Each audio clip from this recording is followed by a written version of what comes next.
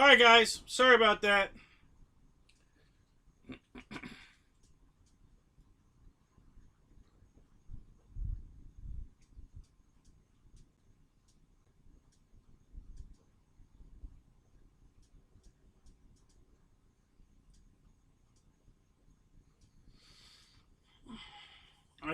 The battery in my laptop is I gotta cycle it some more. It's got a memory in it.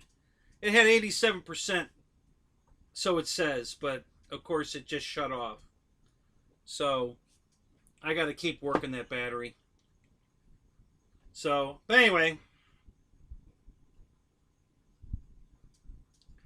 So how'd the zapper do while I was gone? Anybody count? How many bugs we get?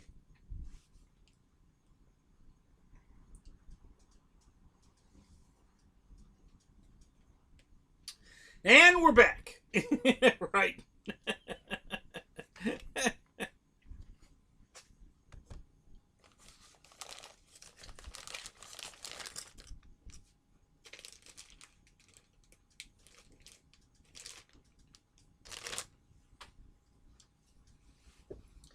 So how you doing tonight, Brian? Welcome back, Jeff. Mika, it's good to see you guys. Thanks for coming back. Tim, 37, don't know. Really? We got 37 bugs, did we? Yeah. Yeah, so like I was saying, the laptop battery's got a memory, I got a break. It says it's got 87%, but it's still cut off. So I got to work on that. I gotta cycle that battery some more.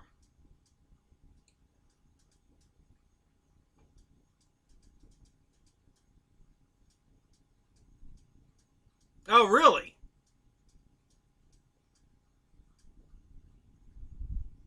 A bullpen for a bull? You got a bull?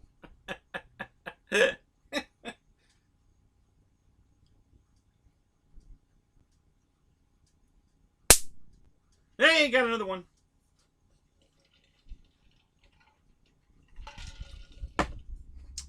So I got a battery for this, but I don't think you're going to see the lights. Maybe the... Let me try something here.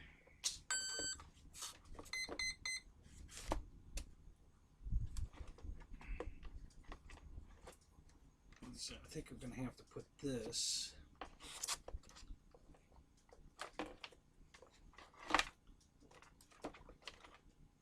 I don't know if that's going to work or not. Oh yeah, that's fine. Alright.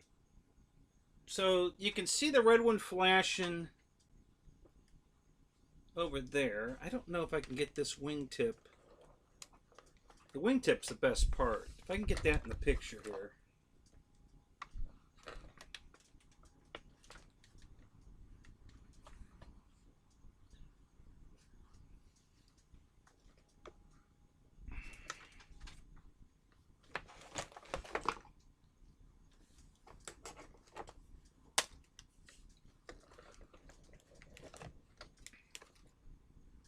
Maybe there.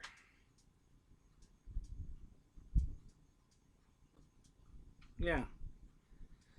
So there's that super bright landing light on the corner, front corner, and then there's the green nav light, and then the strobe light blinking next to the nav light. And then there's a light on the front here that's reflecting off the laptop. And then there's a red blinking light on the bottom that, yeah, you can see it there right by the rear tire. One of the main, you can see that double blinking on the bottom.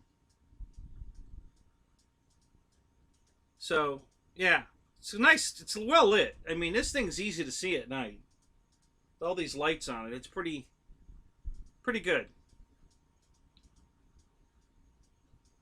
Tonight would be the perfect night to fly. It's full moon out. So I'd be able to see the lights and the plane, not just the lights. So, okay, so this is good for you guys, but I can't see the chat now. The wing's blocking my chat window.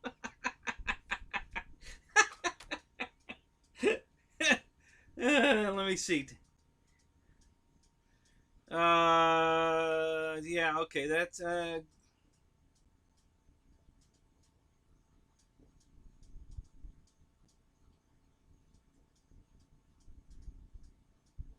another one bit the dust. Yep, yep.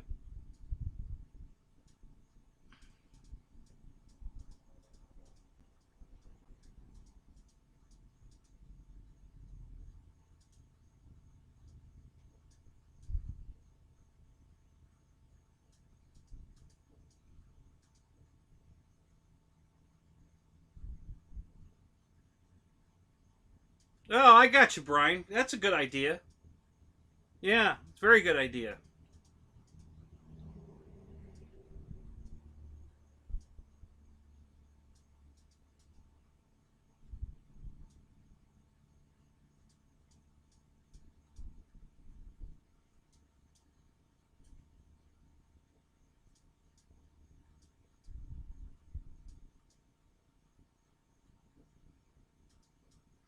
Well, Tim, thanks for offering. I appreciate the full moon every night, but I think I'll pass.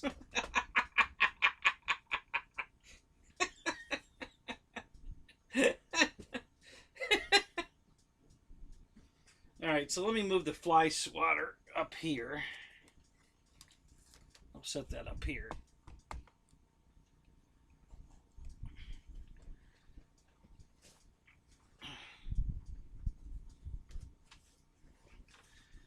Most of the time they land in that very bottom anyway where the light is, so you guys will probably still be able to see them. You'll hear them for sure.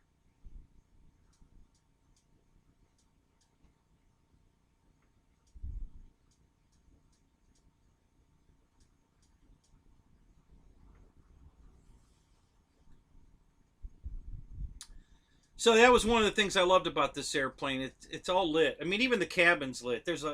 There's a light right here when you take the battery hatch off. Right here in the back of the corner here, there's a light. You can probably see it on my hand.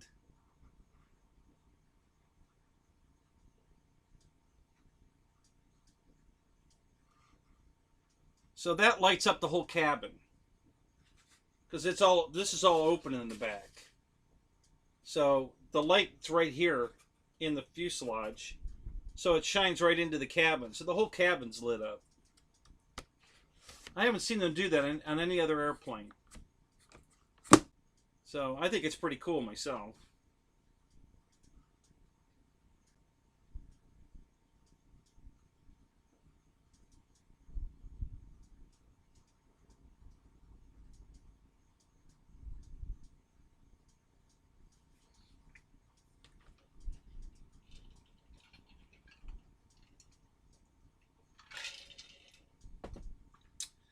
So yeah, we got beautiful wingtip. I mean, these are really cool too, especially the front one, the real bright white corner lamp. I think there's 3 LEDs in there, 3 bright white LEDs. And I don't know if you've ever seen a real Cirrus, but it's similar. You can see all the individual lights in the corner there. So this looks very similar, for scale effect. And it's bright as hell. I mean, good God, that's a bright light. And then I love the strobe light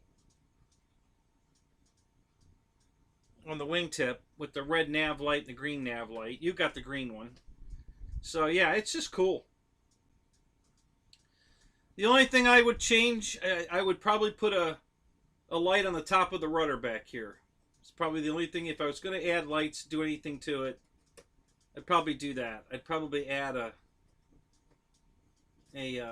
red light back here.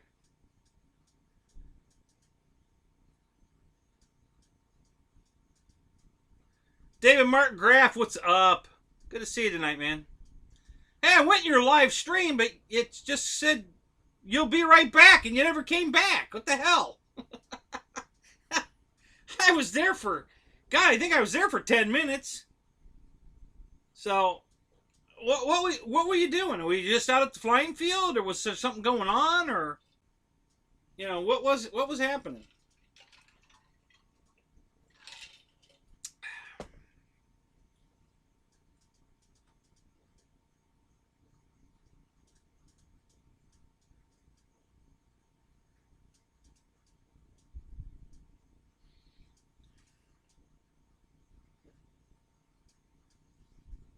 Yeah, for this is a great flying airplane. I love this thing. This is such a good flying airplane, especially in high wind. And I would have never thought that this was a good airplane for high wind, but man, it's perfect.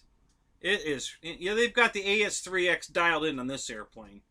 It really, you can tell it's working, and it works really, really good. Um, so yeah, I can't say enough good things about this airplane. I really love this airplane.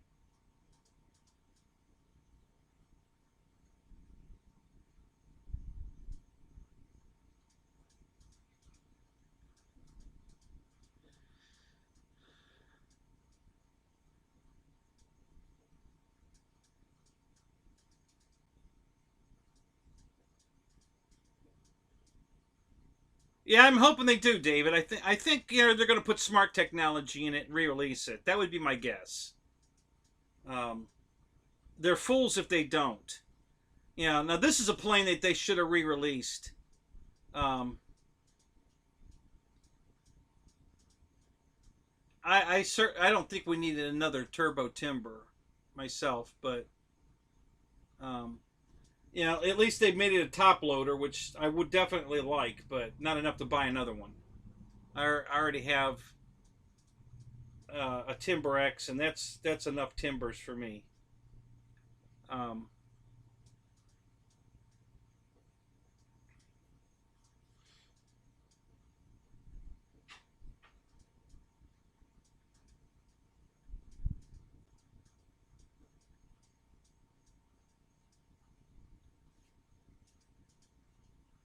well, Bill, what do you mean? Am I busy? Are you talking to me?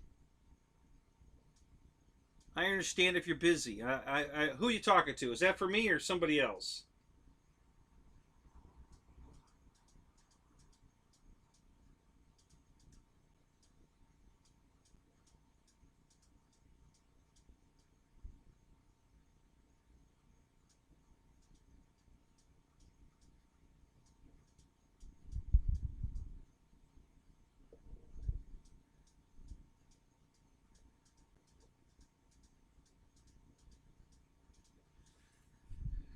Turn gets off.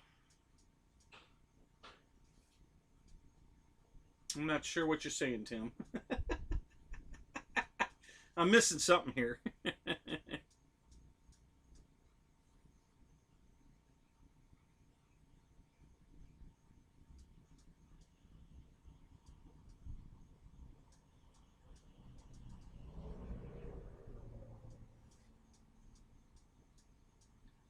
Oh, okay. So that's that. All right. I'm getting caught up now. Turn the lights off. Oh, you want to see the plane in the dark? Is that what you want to see? All right. Well, hang on a minute. Let me. Oh, Fred. Thank you, man. Your PayPal's all out of whack. Oh God, no, not that. Thank you, buddy. I appreciate it, man. Thank you so much.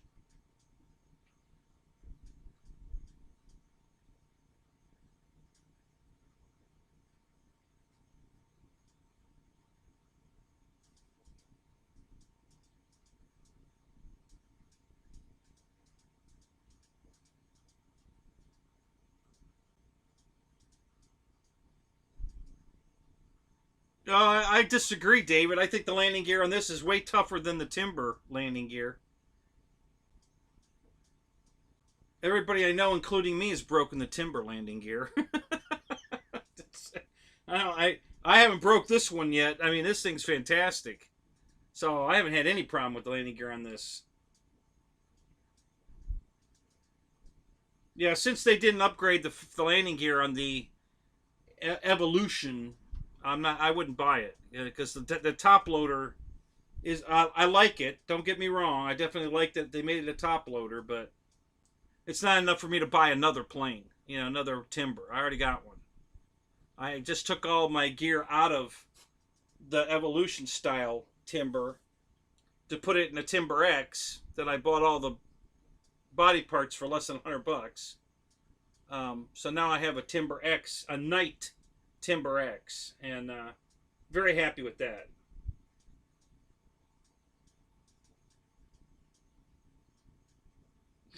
Duh. Yeah. I guess. Yeah, I guess I wasn't thinking. What can I tell you? Right, Fred. Oh, I thought he meant the airplane lights, but I get it now. He wants me to turn the lights off so you can see the airplane lights. So, all right, let me go do that. Hang on a second. I'm not going to leave them off very long. I don't want the laptop to shut off again.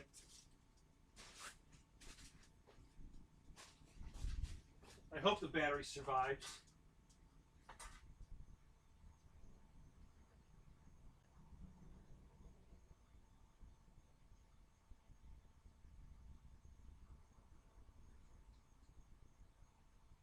Pretty sweet lights, I gotta tell you. I really love that thing.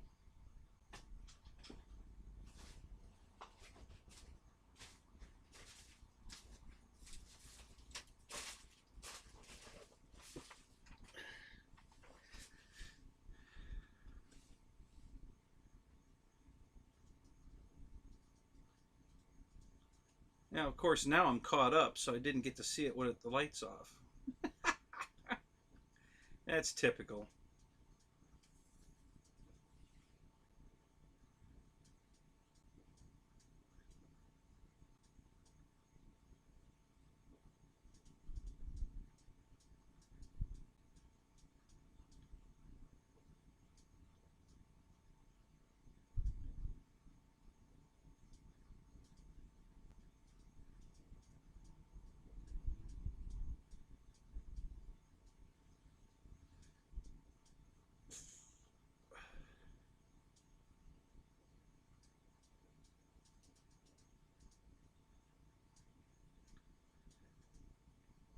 So the original timber, and then of course the turbo timber.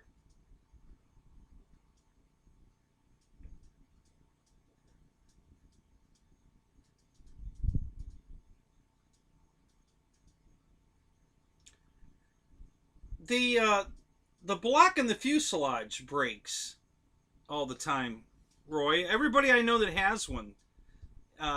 I mean, we've talked about it on here 100 times, and everybody at my field too has broken. It just takes one bad landing, like a crosswind landing or something, and it just gets it just right, and it breaks the little mounting piece that's in the fuselage that you really can't replace. You know, you can glue it, but you really can't replace it. And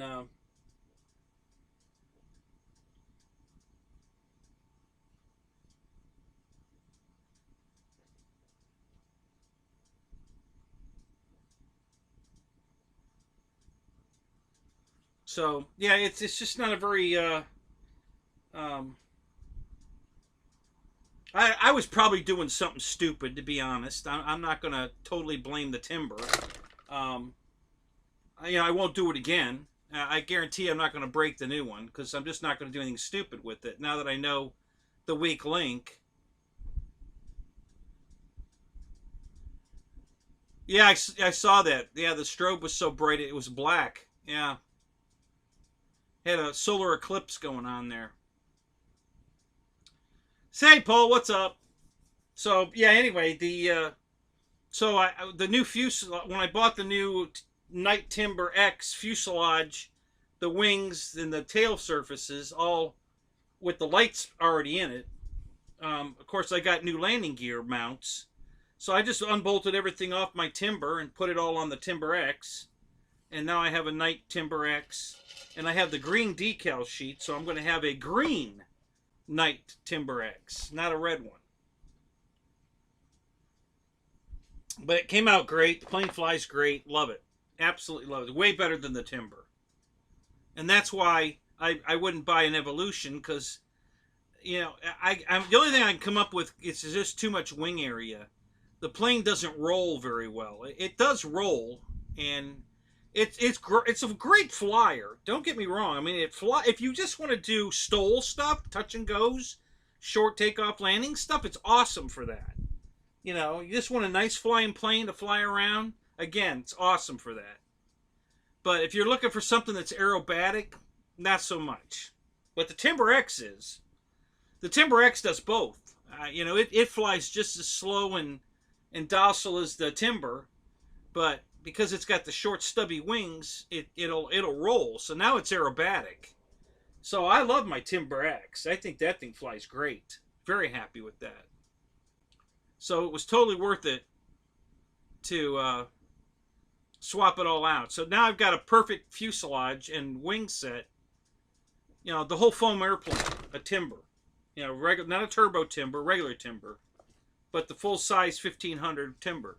You know, just, you know, a body. You know, there's no servos in it. There's all the servo extension leads are in it, in the wing and in the fuselage and all that, but there's no radio gear in it, no landing gear on it, no motor and speed control in it. You know, I stripped everything out of it to put in my Timber X, but I've got a complete foam airplane. You know, so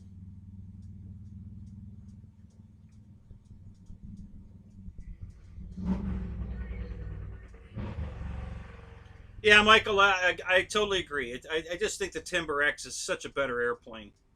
I didn't notice. So I had my Timber set up for.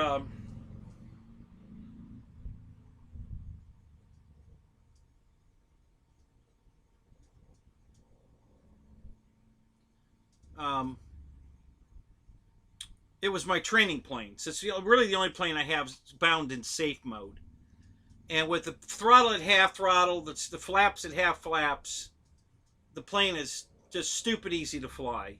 You can hand the transmitter to anybody, and you know, if they get themselves in trouble, you could just talk them out of it because it's going so slow and it flies so perfect that you just okay, just let go of the stick, and then they do, and it levels out. I said, okay, now turn it the other way. your other left, you know, whatever. But yeah, it's just stupid easy to fly when you're training somebody. And so the Timber X does the same thing, but when I want to fly it around inverted and do all kinds of stunts and stuff, you know, I turn the ES3X, or the, not the ES3X, but I turn the safe off, and now I can stunt the shit out of it. And so I love it. I love that airplane. I mean, that's much more fun than the regular Timber or the turbo Timber. I just think it flies much better. It actually is the best of both worlds now. Now, the UMX Timber flies fantastic, and I don't know why. You know, proportional wise, it looks, you know, it's got big long wings, and um, it seems like the ailerons are about the same size. I think maybe the UMX ailerons are bigger, but that plane rolls and does everything. I love the UMX Turbo Timber. That thing's fantastic. I actually have both. I have a Timber and a Turbo Timber in the UMX um, variety, and I love both of those planes. So yeah, no complaints there. And now I've got the Timber X, and I love that. So I still have to put the decals on it. I've been waiting to. I've got a steamer I bought to steam out dents in the foam. There's a couple dents in it, and I want to clean all the dents up and get it really smoothed out nice before I put the decals on it. So that's what I'm kind of waiting on. So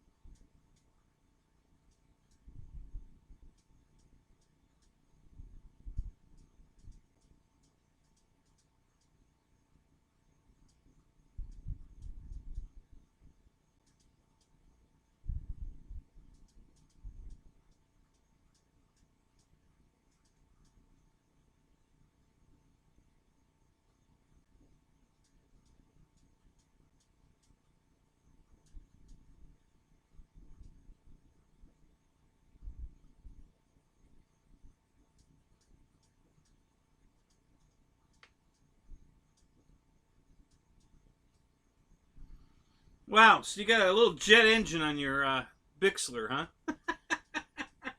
That's cute. That's a good idea.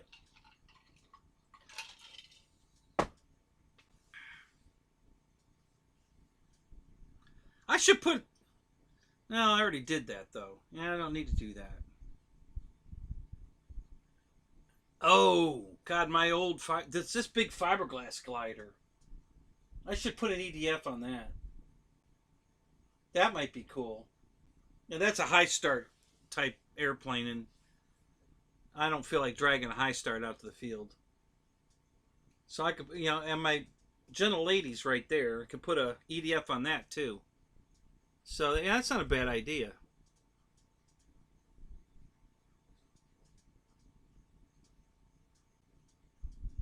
Not a bad idea there, Roach. Might think about that. Again, all this stuff is after the garage is built. I just don't have room for any projects right now. I don't have room to walk around in here. It's ridiculous. But as soon as the garage is up, I'm going to have tons of room. So I can't wait to get all this stuff out of here, everything out of the house. Let's start with the house. Just get everything out of the house, and then I'll work out here getting this stuff out. Get all the airplanes that are out in the barn and bring them in. All the planes in the carport, bring them in. So, and then I'll go live and show you the hangar and all the airplanes.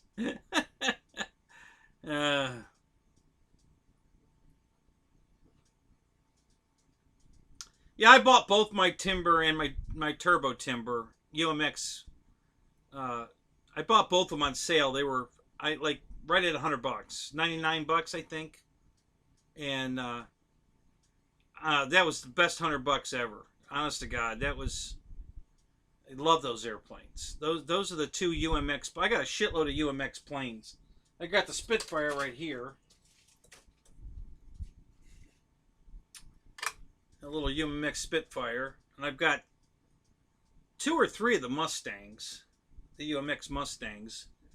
One's right there, but the tail, it needs a tail. The other one's in the box. And I think... I can't remember. If I have another one, it's in the box too. I've got a Beast UMX. Got the Cub SS UMX. I've got 2 F-27s. Those are a blast. I like that plane. What else do I have in UMX?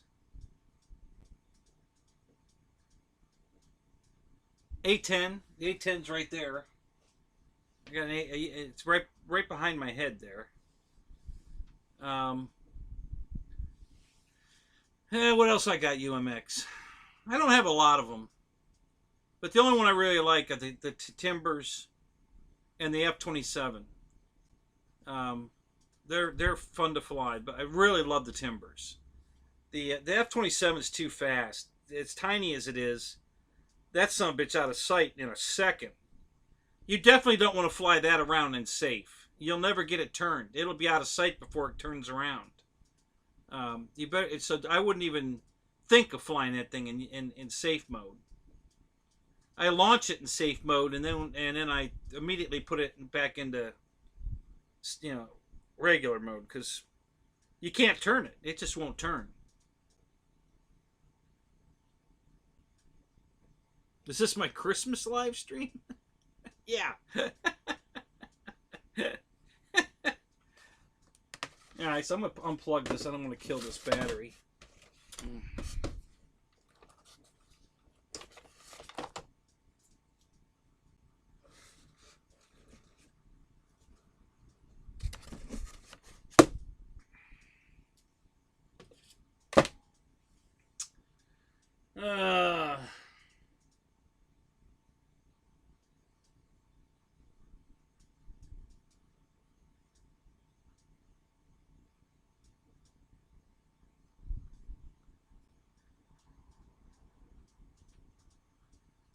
Whenever you try to fly this inverted, you have to add up elevator?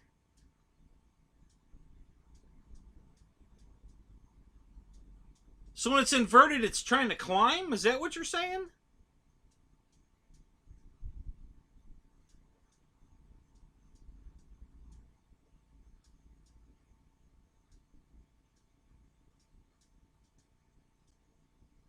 Yeah, Tim, I have that one. The red and silver one. Yep, I have that.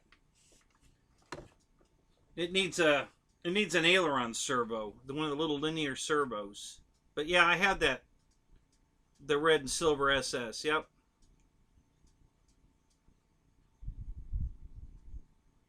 Um, might put those floats you gave me on it.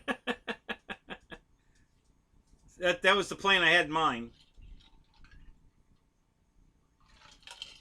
Either that one or the turbo timber.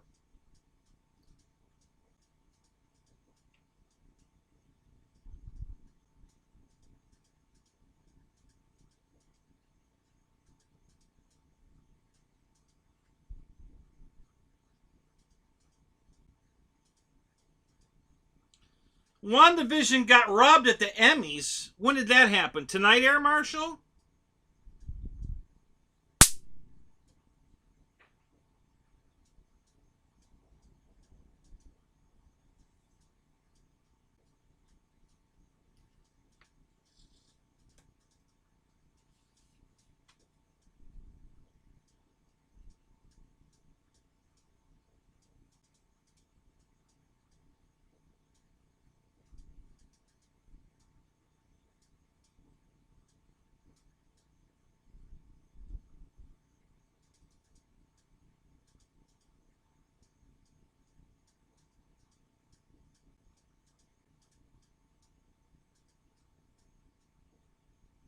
Looking for the UMX glider. Really?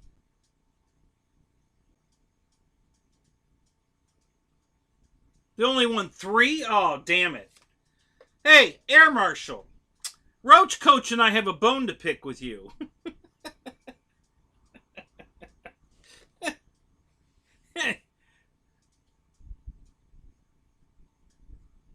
All right, Dennis. Hey, you may want to stick around for a minute. I'm going to beat up on Air Marshal.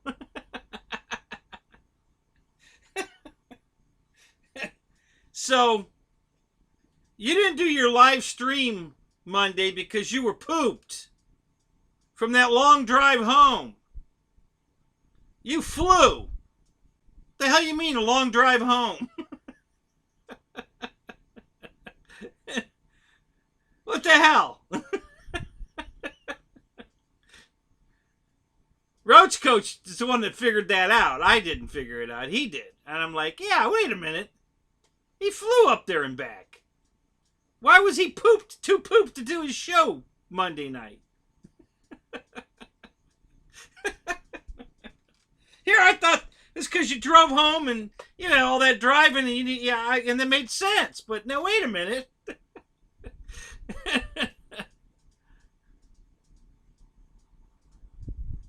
Yeah, that must have been the long drive. Yeah, from the airport to the house. Yeah, unless the traffic was heavy, that's about a 20-minute drive. He doesn't live that far from the airport. It's all freeway.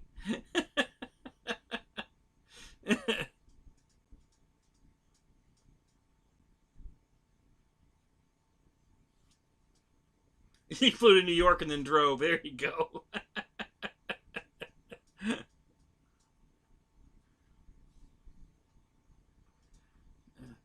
Pick a bone or a booger. Whatever floats your boat, Dick.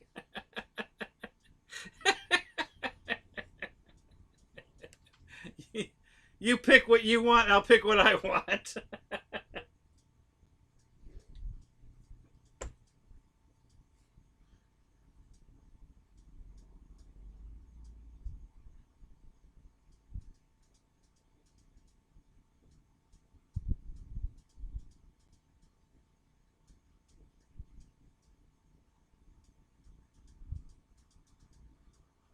Yeah, Gene, exactly.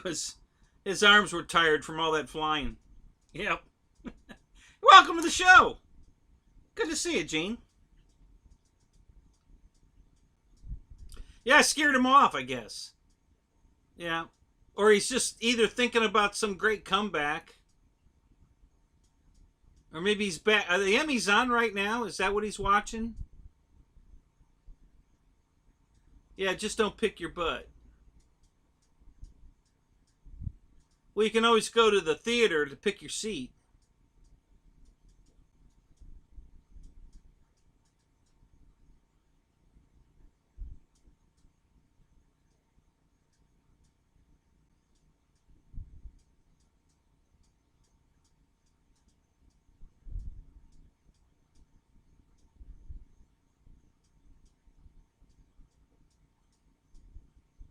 You drove to Chicago?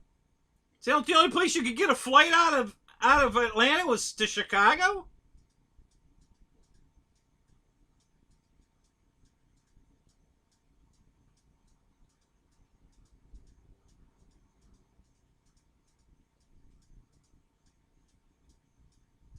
Oh, I don't know, Roach. It depends on, if you're Air Marshal's friend, I'll bet he'd pick your nose, or vice versa.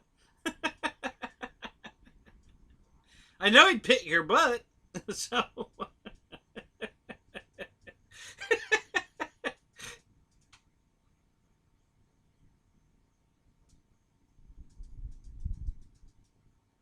Yeah.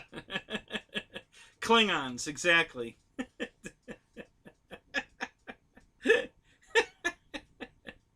Yeah. Yeah. Circling Uranus, looking for Klingons.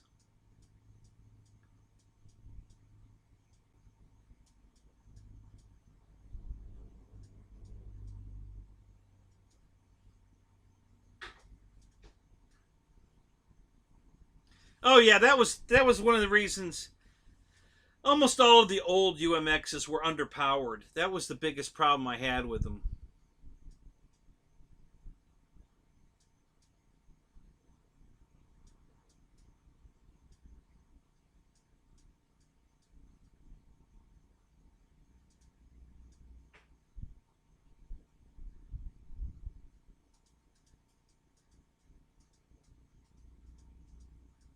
Oh my God, the underground subway was broken at Atlanta. You didn't get to talk to the Cylons when you get on the car. Please move to the center of the car, away from the doors.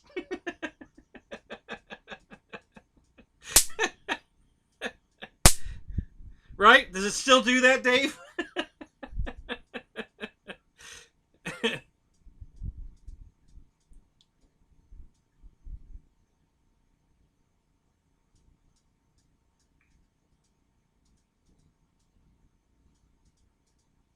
Oh my God, really?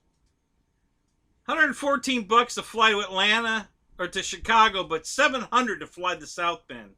Damn. All right, well I understand that then. I would have done the same thing for sure.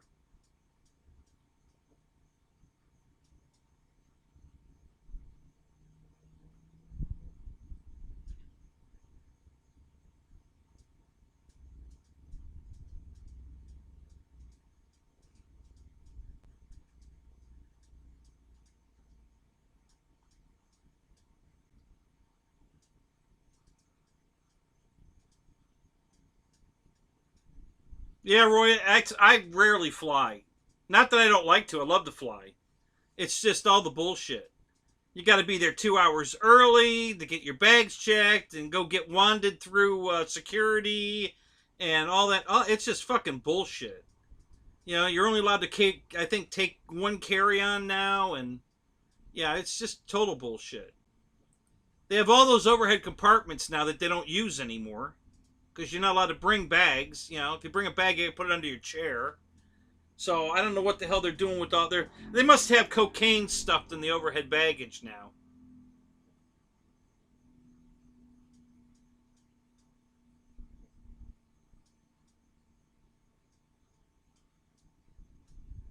Yeah, yeah. Drive. Yeah, when you figure all the downtime, driving to the airport, sitting around waiting to get on the flight and all that bullshit. And then the same thing when you get off the flight and everything. Yeah, it's hours and hours and hours. It's why it almost makes sense just to drive. You know, yeah, the only thing that made that doable was the $114 round trip price. That was a screaming good deal. You know, it would have been any more than that, I would have drove. But yeah, for 114 bucks, yeah, I can understand it. I couldn't drive there for that cheap, and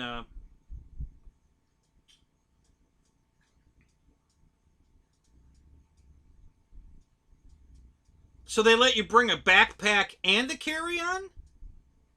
No kidding. Wow, I would have thought they would have considered the backpack another carry-on. And I think they only allow one now, don't they?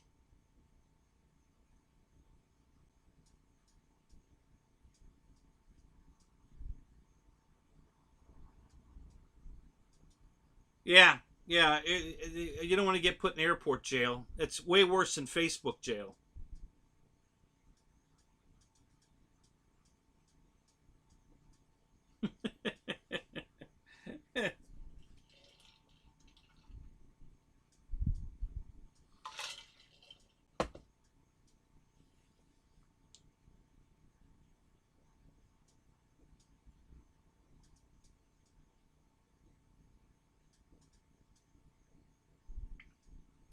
They had these screaming good deals to fly to Hawaii and back really cheap.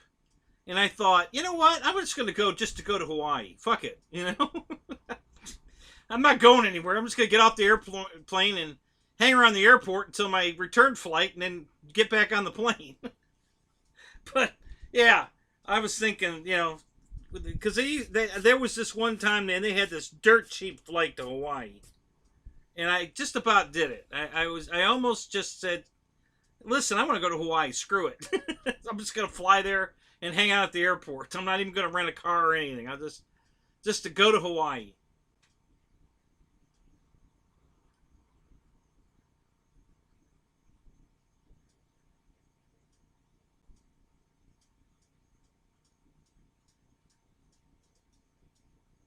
So the backpack was the equivalent of a purse. So the ladies can bring a purse and a carry on, and you can bring a backpack and a carry on. Good to know. I would have never thought of that.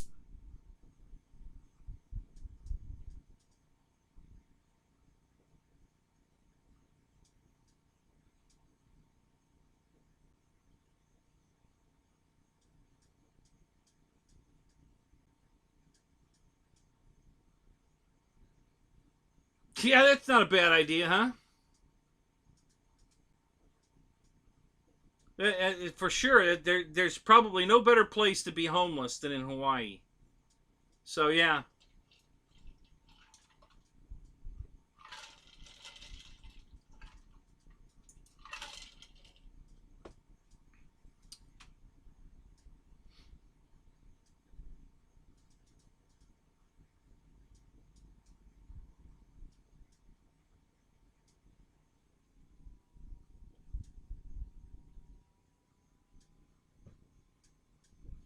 yeah, it's not a bad idea. I hope I'm never in that situation, but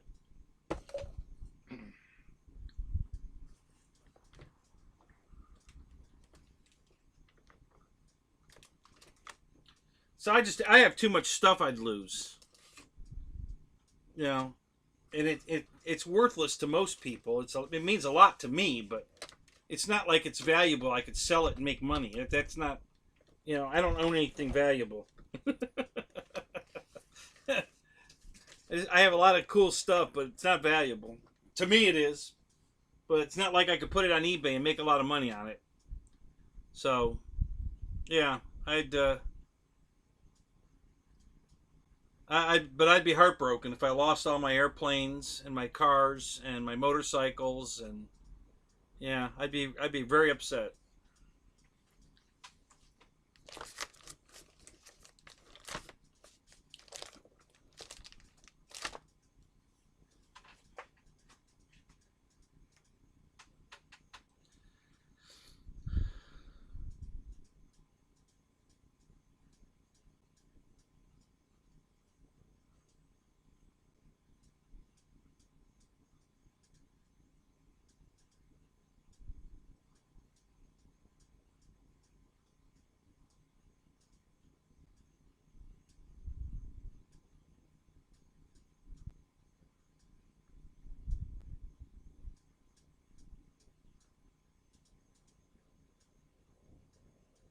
You can't live forever. Nope, and I don't want to. I have no desire for that.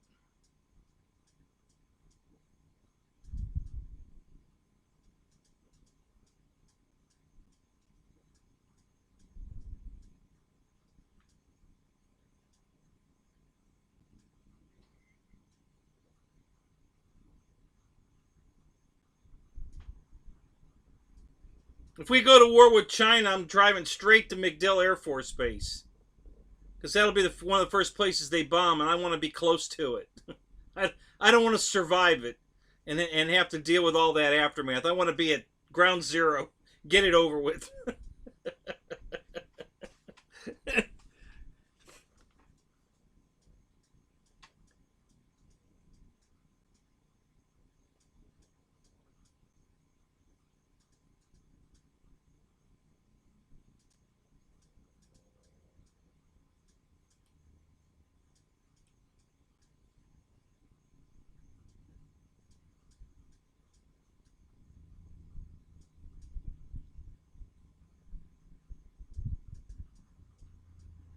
Fred, that sounds wonderful. I've never done that. That really sounds good.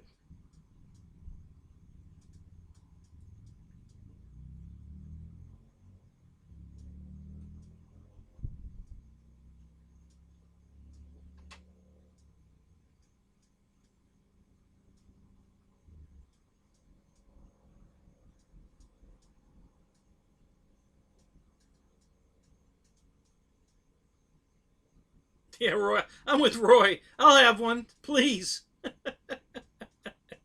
I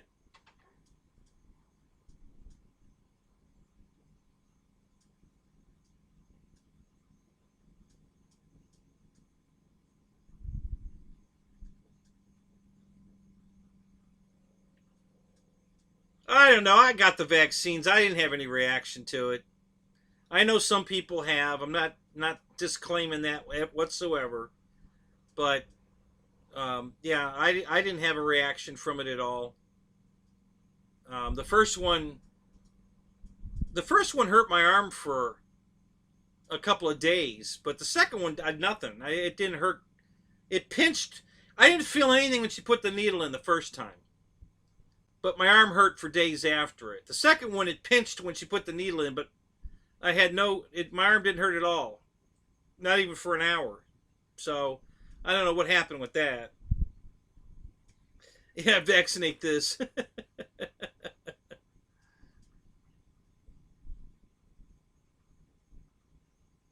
Time to watch the Great Muppet Caper.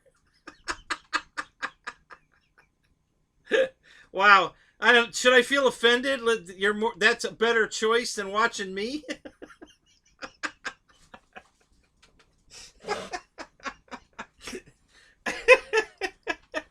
Oh my God.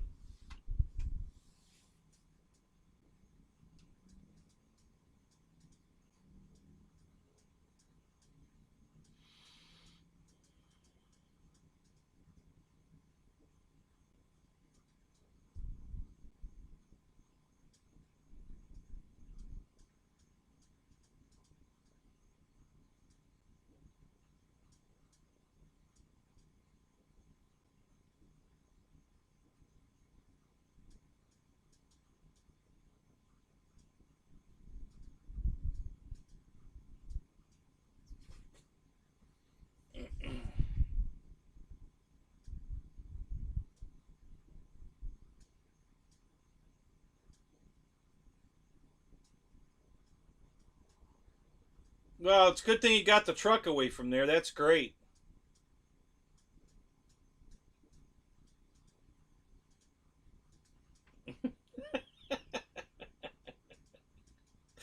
40, 42 times a week.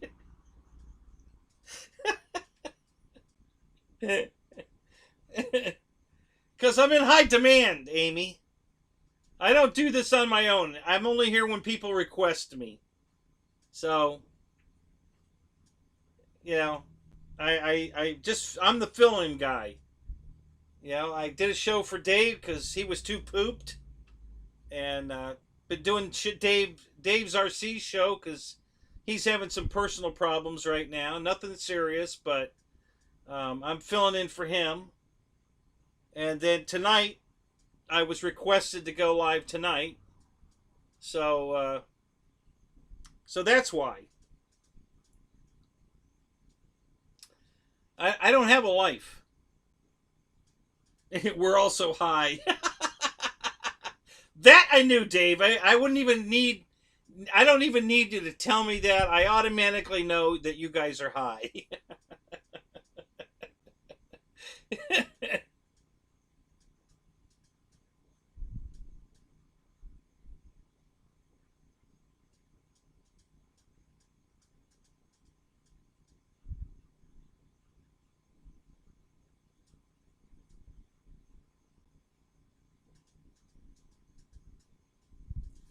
Yeah, Roach. That's the part that would scare me too, man. Is the keys. Yeah, where the hell are the keys? So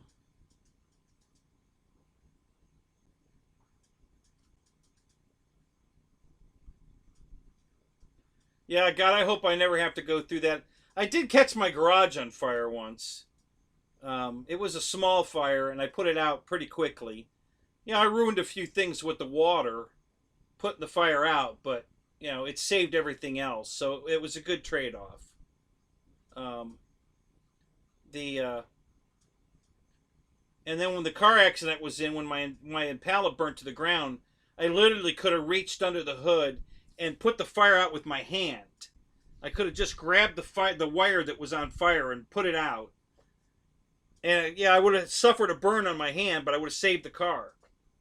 And the I didn't think of it at the time. I didn't. I don't know why I couldn't.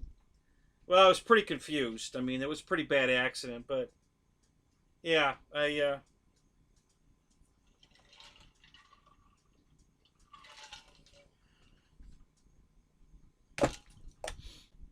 um, yeah, I wish the hell I'd have thought to just put the fire out with my hand, and I would have the burn would have recovered from.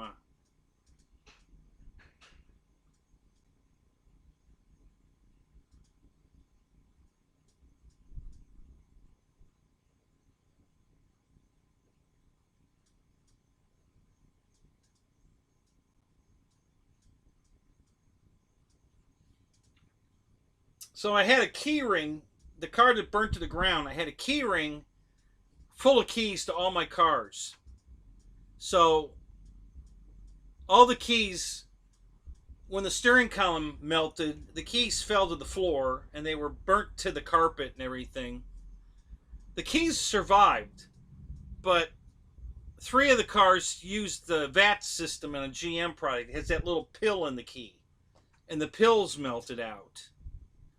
So I haven't been able to drive my Fleetwood since because I can't find the spare keys to the Fleetwood. So the Fleetwood's been down since 2017. Um,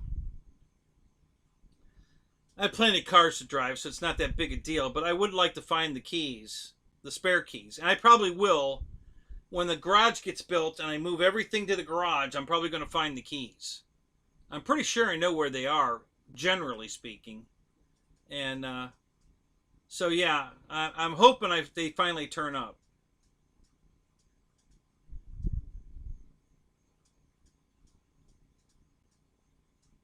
If not, I'm just going to deactivate the VATs and drive it with a key. The original key still turns the ignition on.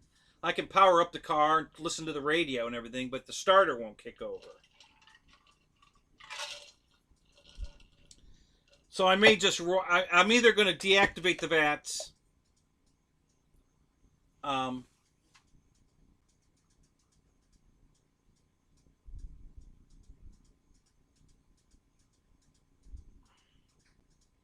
Yeah, you can just put a resistor, but you have to figure out what ohmage the resistor is, and I think there's 13 different ones.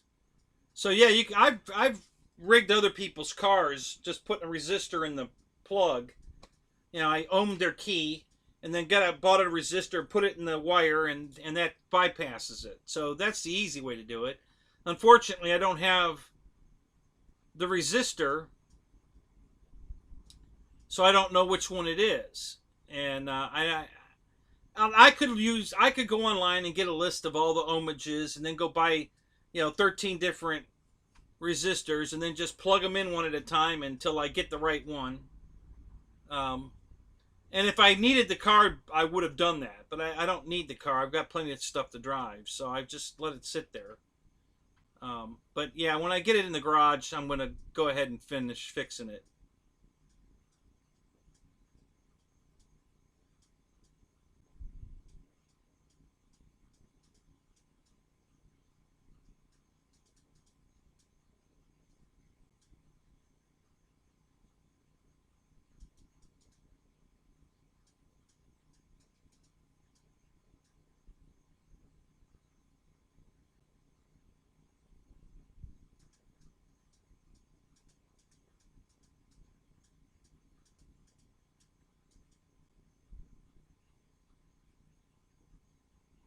Yeah, Roach. I was laughing when I read that because I knew it was your phone that did that, but I started laughing that would be what Marsha would have said.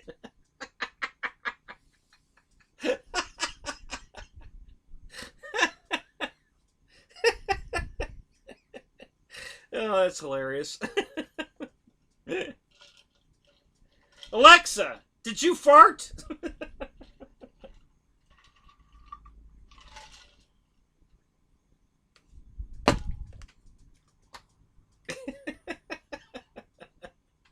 Oh my god. It's too bad we didn't record that Zoom we had, because my god, was that funny.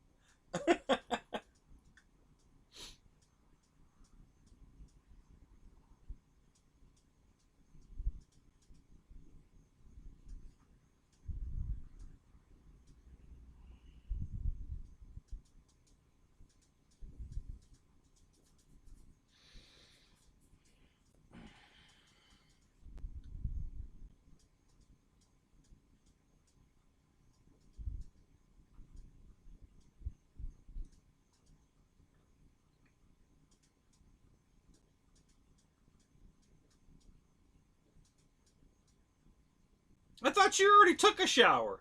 Didn't you hit a shower earlier? When Christy was here?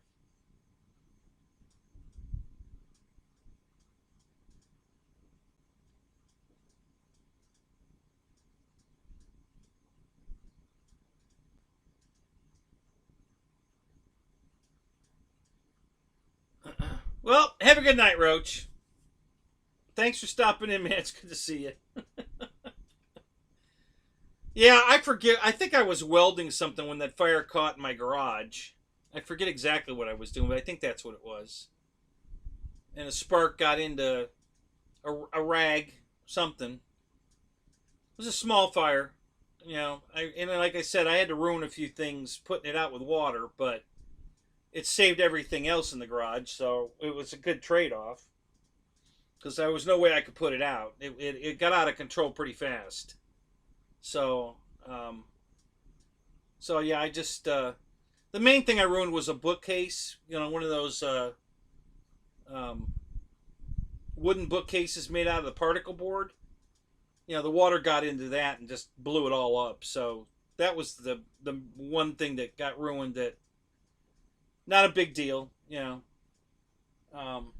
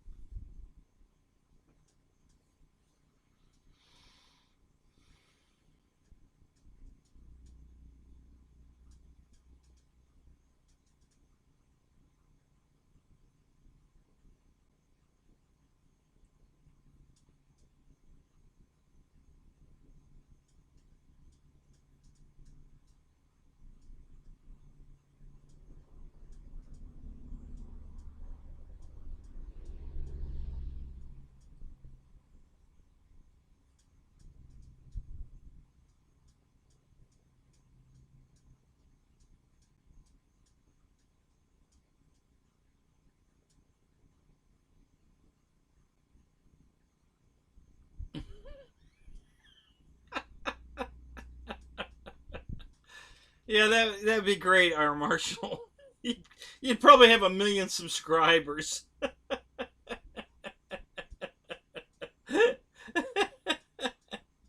uh,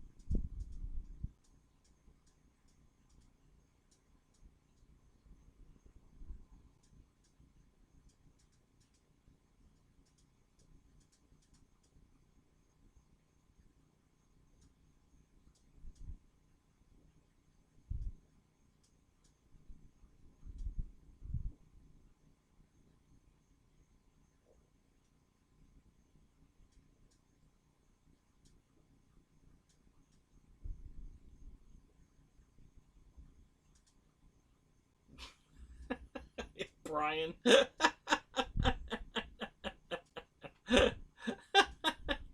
My life and times of watching concrete and zappers.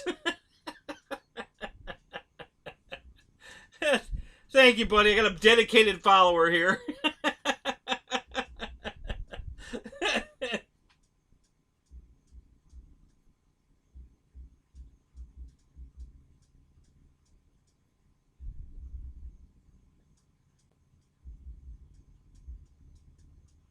Yeah, I've had 2 battery packs uh, out vent while they were charging. I smelled them. I didn't hear anything. I didn't, I could smell it. And I'm like, uh-oh, I've got a battery failing. Where is it? And I had to go find the one that was about to go on fire, unplugged it, threw it out of the trailer, and just left it in the grass. Um, yeah, do it, Air Marshal. I'll subscribe too. You know,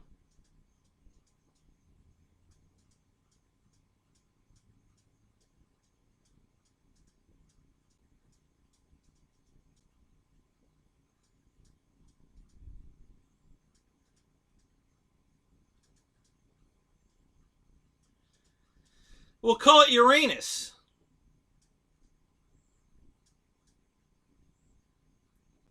The flaming. Let's think. Wait a minute. Let's see.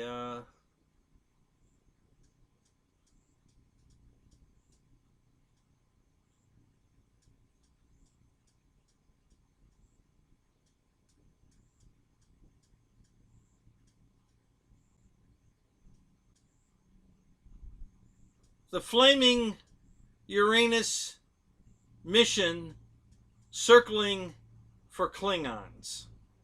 Something like that.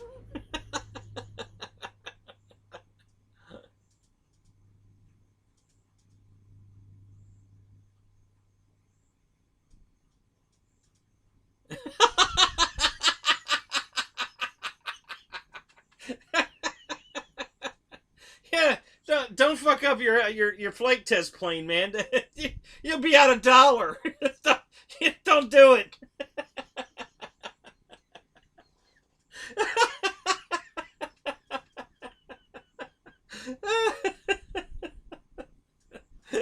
Oh my god. Backhole draft.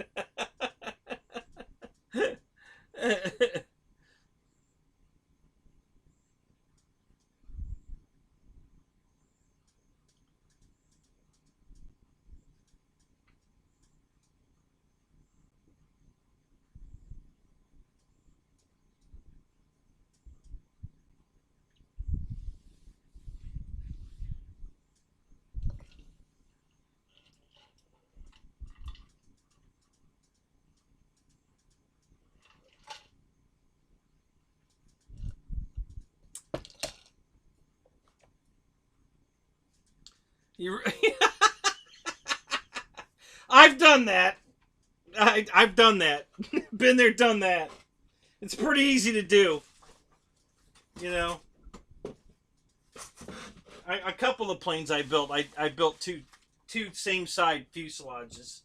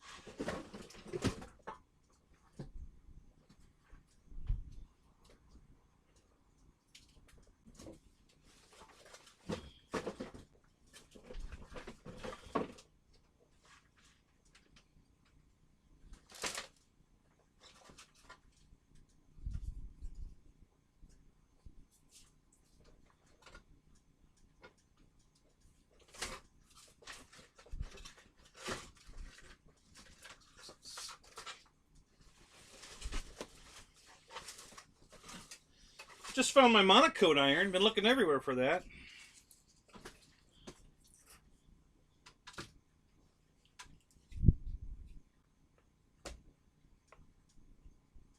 Damn, that's the wrong connector. Shit.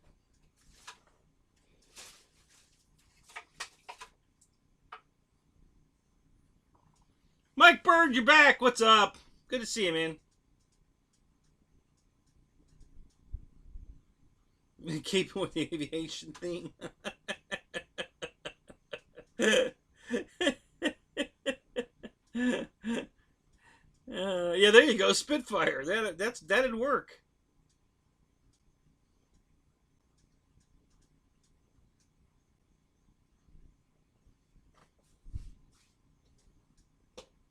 Yeah, Wild Bill, I shrunk.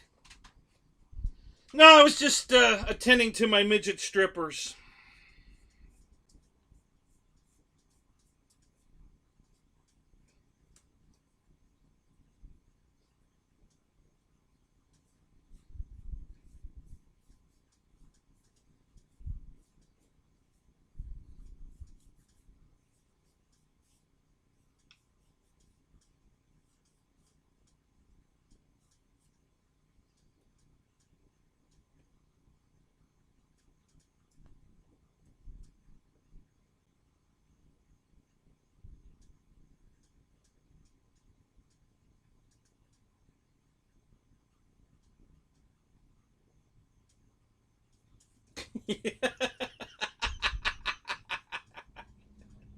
Yeah, that was it. I was going for the lighter.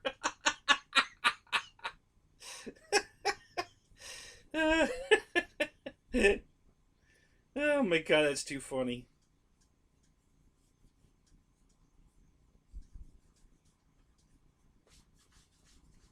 Bong hit time. Oh my god. Alright, what am I going to do with this so I don't lose it again? Oh, I know. I'll put it somewhere where I won't lose it. Yeah, that works every time. I got to hang it somewhere where I can see it. Then I won't lose it. I should just hang it over this light.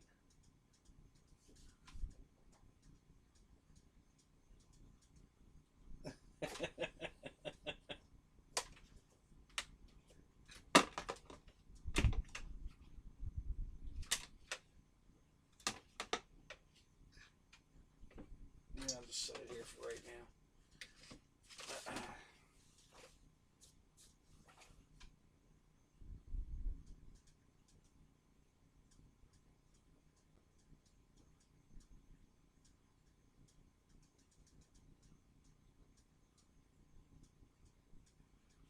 The flew great once stories, yeah. Yeah.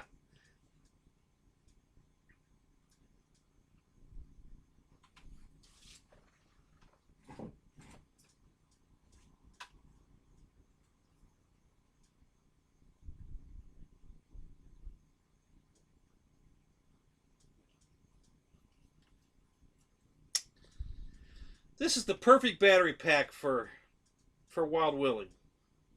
It's a heavy nickel metal hydride pack. And it's got an EC3 connector. So I got to put an EC3 or a XT. I want to put an XT60 on it. I got to find an XT60 female.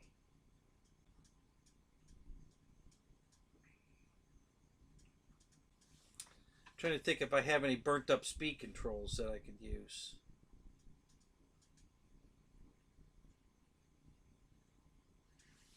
Now I got to change that plug. I got to put an XT60 on it. I'll have to find one.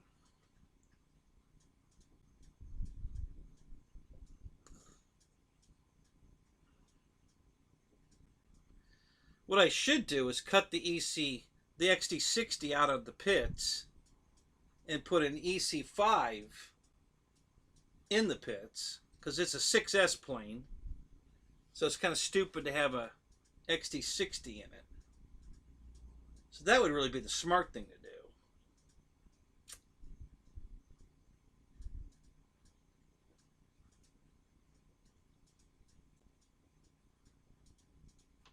It's really not a bad idea.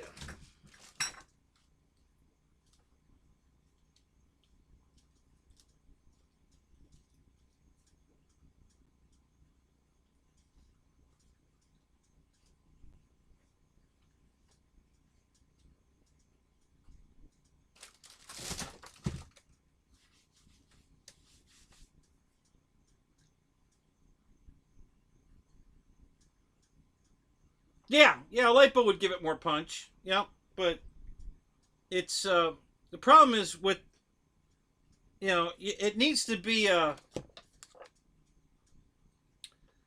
round pack, a 6 cell version where the pack is built with the oval shape, because that's the shape the battery bay is. It's made for this battery.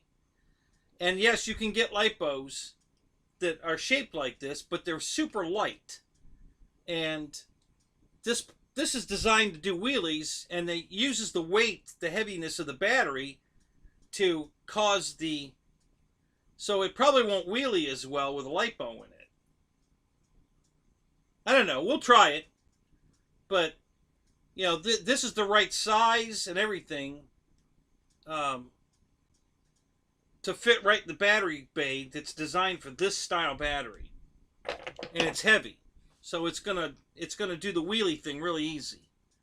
Now, the lipo is probably going to have enough power to make it wheelie anyway, but it probably won't sustain the wheelie as much. It'll probably... once the torque comes off, the lightweight battery is probably going to let the front end come back down. And the whole purpose of this thing is to run around on its back wheels only. That's what makes it hilarious. So, but I'm gonna use both. Trust me, I have lipos, so I've got that covered. I've got lipos I'm gonna put in it too, but they're so goddamn light. I mean, they weigh nothing. So yeah, I've got a 2-cell. It's so funny. I've got a 2-cell lipo this size, and it's, I think, a 1500. It's exactly the size of this battery.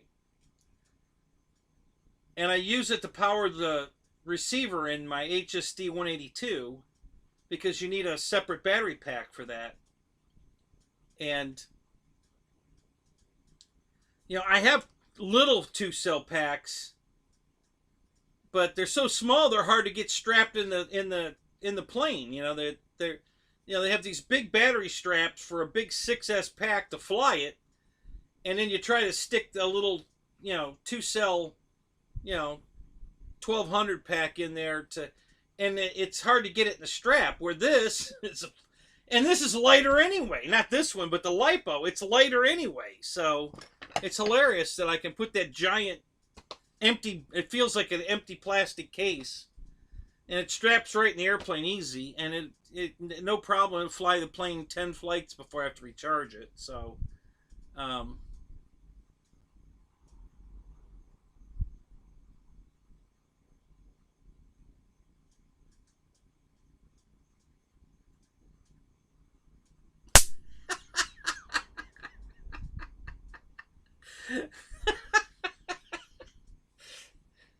my God, Fred.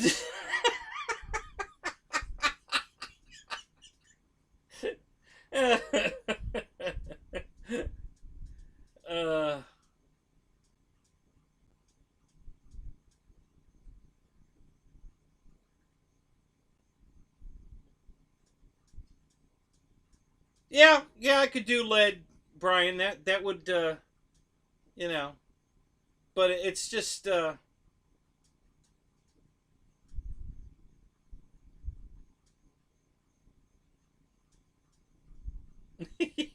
Christy. Oh my God, what can I say? Hey, when you got it, you got it. I mean,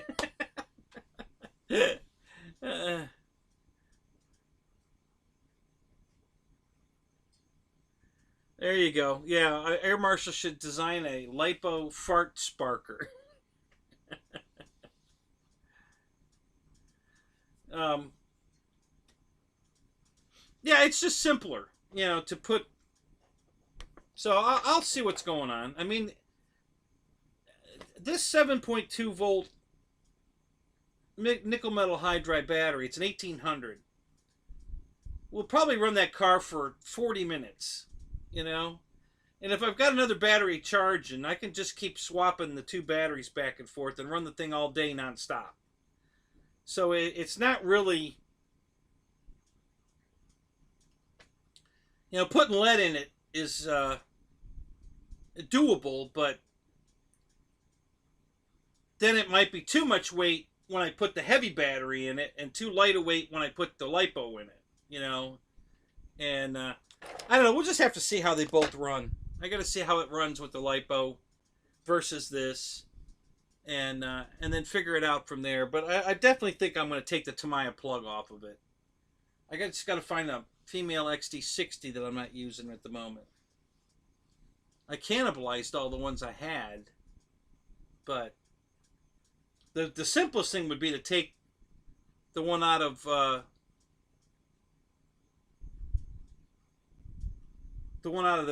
pits and put an EC5 in there, and then I'd be fine. Just solder in the EC5 and then use the XT60 for a Willy. I just had an EC5 come unsoldered. If it's the right one,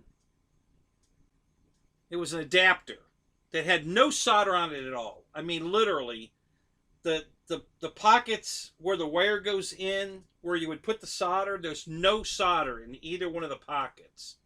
The wires were shoved in with no solder on them, and then they just tacked some solder on it, and it held, and then they put a piece of shrink wrap over it.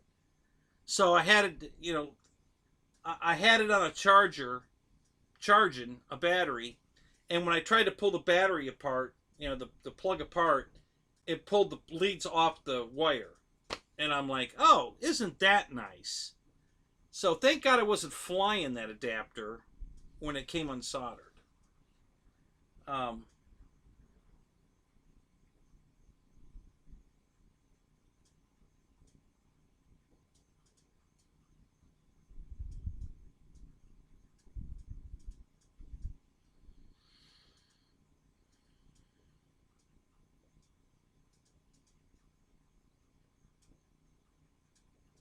Well, good luck with it, Mike. I hope it flies good. Get back to us, man. Let us know how it does. Be very interested to hear that. Maybe pop into Air Marshal's show tonight and let us know how that flies.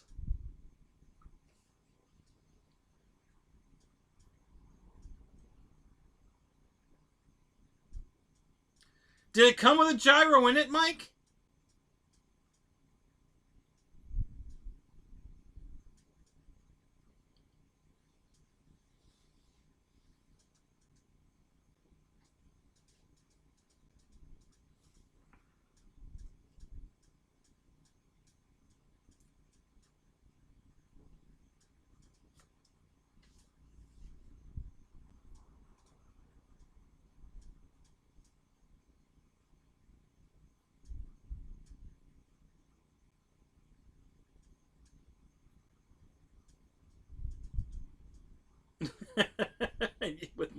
with muffin pizza, you could snag a movie star.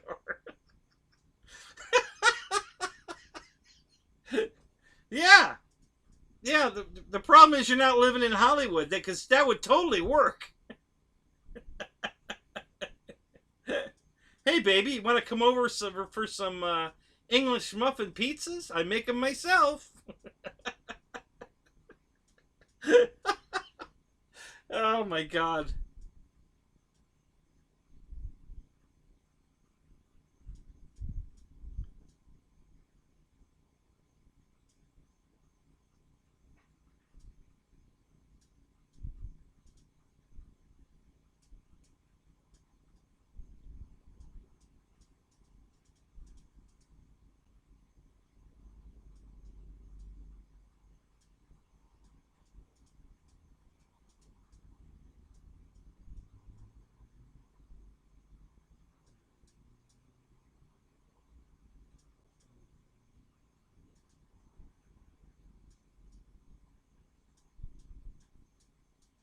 That's awesome. Good. I'm glad to hear they come with the gyros. Listen, have you tried launching it underhand? I've had the most success hand launching planes underhand because the throwing motion is a throwing up motion instead of the throwing down motion. So I've had much better luck hand launching small planes like that underhand.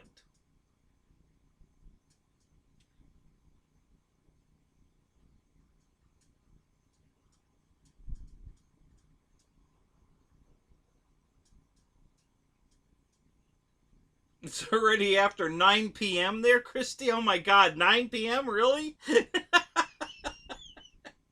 It's almost 12:30 here.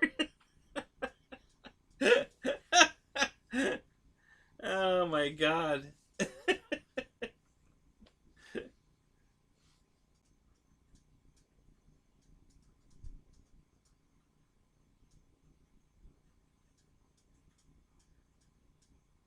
It's being sold by Arrows. I don't know who makes it for them, but it's an Arrows airplane. If you go to either Hobby Zone or Arrows RC, you can look up these two new birds. There's T-33 and the BAE Hawk. They both look cool. They look great, both of them. I just read the specs on the two, and the wing loading's lighter on the T-33. So I'm thinking easier to launch it, longer flight times, stuff like that. And I don't have a T-33 of any kind, and I already have a BA Hawk and a FMS. What do they call that damn thing?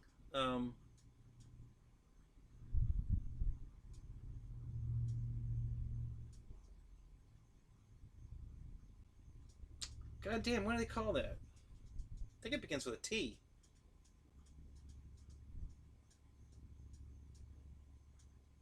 Which looks like a BA Hawk. It's very similar. So yeah, so I want the T-33. I want the straight wing T-33 thing.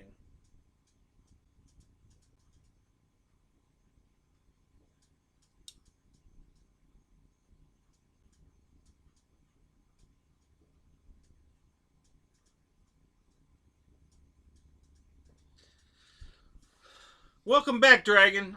Yeah, the sorry about that. When I had the lights off, it stopped charging the battery, and the laptop battery's got issues, so it shut the laptop down.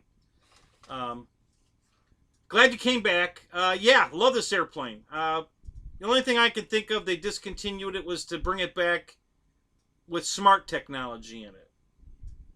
So that's what I'm thinking. Yeah, Fred. Actually, I have a T-45, the free wing T-45. Uh, so yeah, that's why I'm thinking they discontinued it. This and the Spitfire and a couple other planes. I'm sure hoping they're going to bring back. If they come back with smart technology, whatever. I don't need the smart technology. I already have it. Don't fly Spectrum really, but if that's the way I have to go to get it, I will. I want another one of these, and I want the Spitfire. So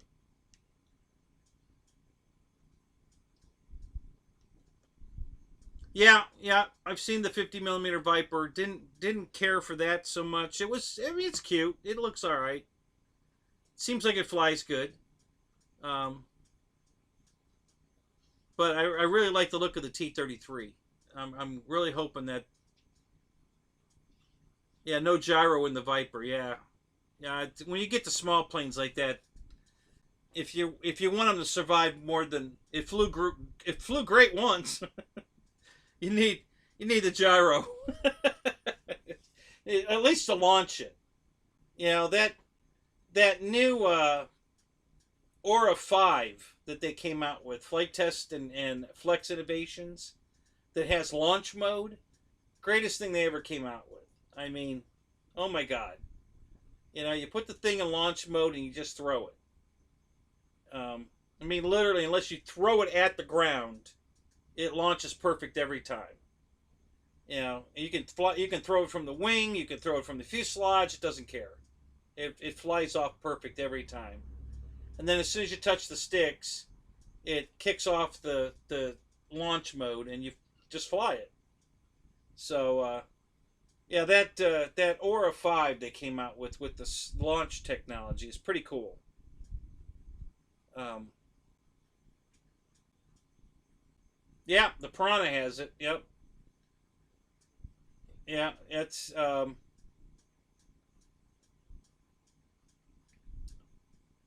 Flight Test sells it for a lot of their paper planes. You know, the foam board planes. I think they have kits that come with it. Um, so yeah, it's pretty cool.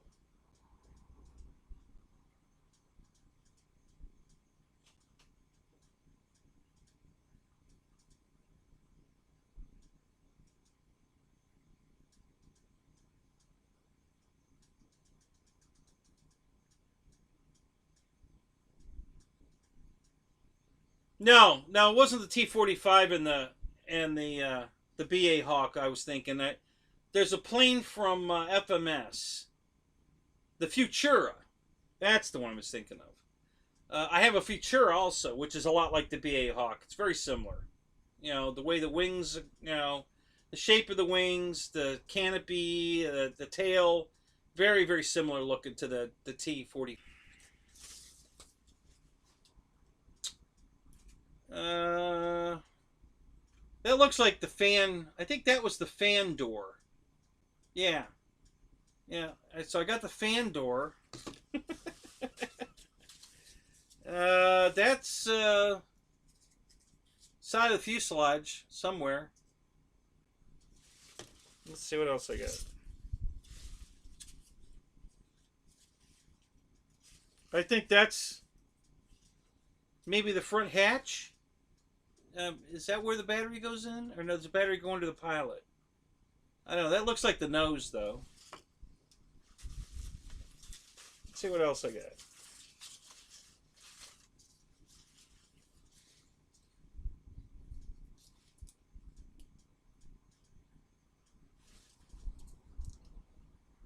I think that was one of the tanks, the wing tanks. Yeah, I think that's what that was.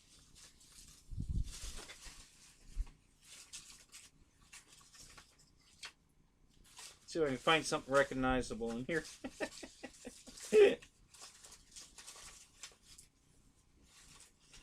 Hey, a front gear door. Nose gear door. Yep, got a nose gear door. Anyway, this is what's left of my T-33.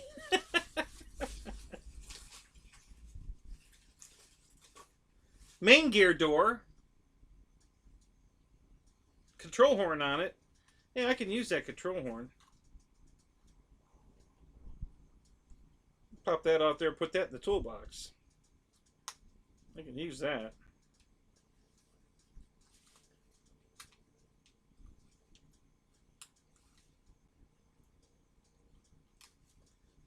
Alright. Spare parts. That's why I keep this shit. There's always stuff you can use. What else is in here? Bunch of bolts, plywood, some plywood stuff. Landing light. I guess that was on the nose gear. So I got the landing light.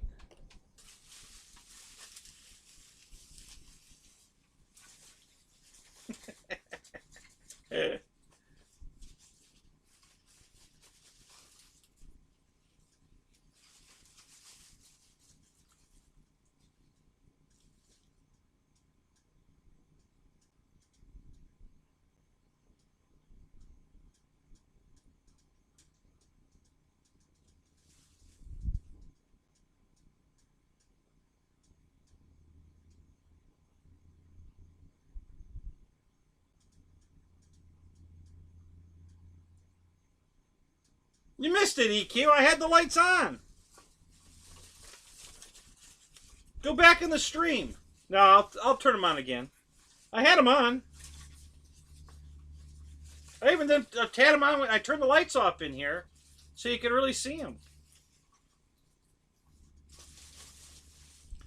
All right, that's enough T-33 sharing.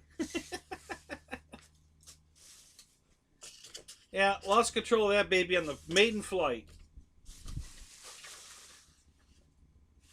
That's no control. All right, so yeah, let me plug the lights back in.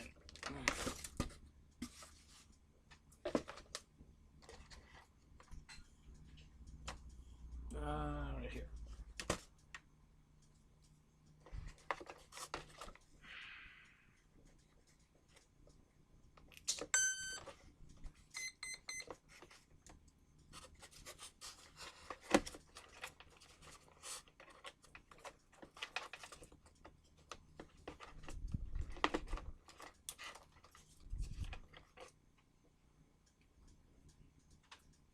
All right, put the lid back on. And then I got to turn it so you can see them.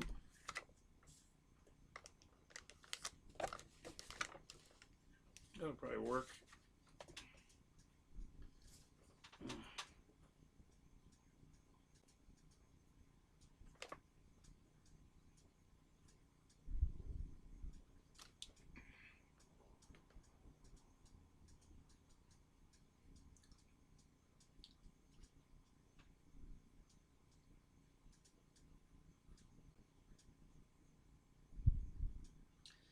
Yeah, Roy, I really loved all the lights I put on it. I thought it looked cool as shit. You know, I was very proud of that. You know, changing it to U.S. markings instead of German markings and putting lights all over it. It was beautiful. You know, too bad I lost it on the maiden.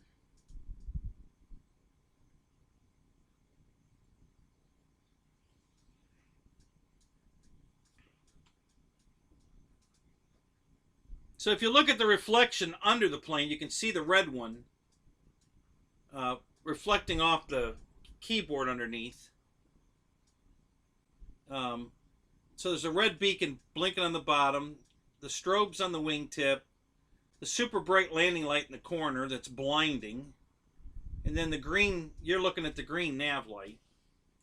Then there's a light here in the nose, right here at the very front, underneath the propeller here, which is hard to tell. It's reflecting off the laptop, but I think you can see it. And then there's a light in the cabin, actually. Inside the cabin that is lit. There's one bulb up here on the roof, so that when you put the catch back on, it lights up the cabin. A little bit, not a lot, but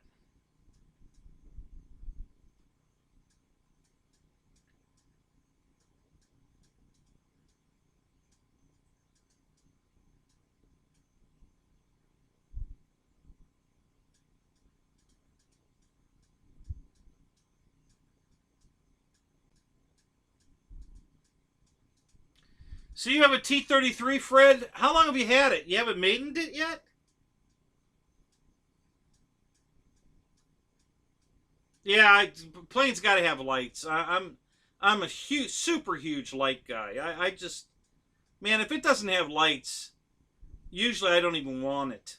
There are exceptions to that. I bought plenty of planes that don't have lights, but you know, if it's got lights, it's almost a guarantee sell for me. Especially if it's lit like this. You know, if it's got lights all over it, like real lights looking kind of lights, I'm on. I don't care what it is.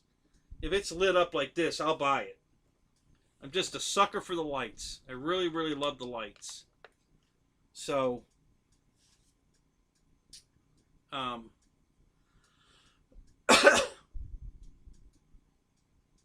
so I was so disappointed with that big carbon ZT-28 that it doesn't have lights. I'm like, guys, why on earth would you not put lights on this thing?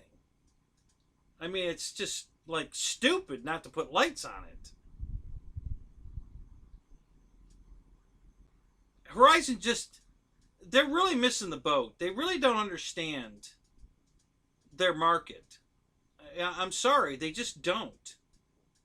You know, to bring that plane back without putting lights on it and think they're going to sell as many. I mean, everybody that has one already, if they brought it back with lights and fixed the landing gear, everybody that has one would buy another one. I'd buy another one. You know, now they're going to jack the price way up, and no lights and no upgraded landing gear, I probably won't buy another one. You know, if it had lights on, even if it just had lights, I'd have bought another one. But the fact that it's not going to have lights, I probably won't buy another one.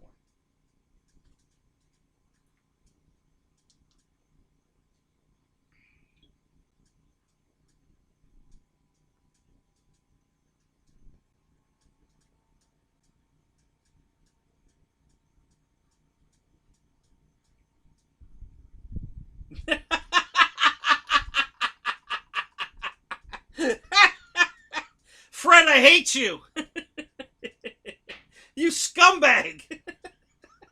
He just sent me pictures of all the pizza, the French bread or the English muffin pizzas. He made 8 of them.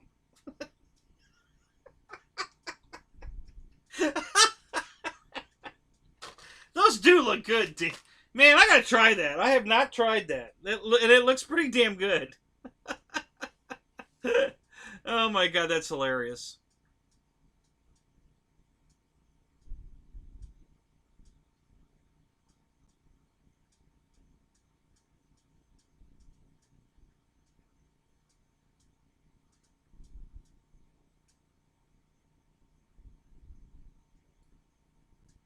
Yeah, Paul, they almost look, the easy lights almost look right on that plane because the plane's so big that those easy lights go on it, and they almost look right on there. Um, but yeah, it's like with Draco. They released it. They told everybody you could put a 7,000 in it and it'd be a great first airplane because it's got safe technology, and oh my god, I mean the plane's great, but it got so much bad press because of the landing gear issues, the tail wheel issues, and everybody's trying to fly it with a 7,000 pack in it and slow it all the way down to a crawl like Mike Patey does and land it. And it's heavy, so when it falls out of the sky, landing it wrong, you break the landing gear. So yeah, it's just I don't know what they're thinking over there.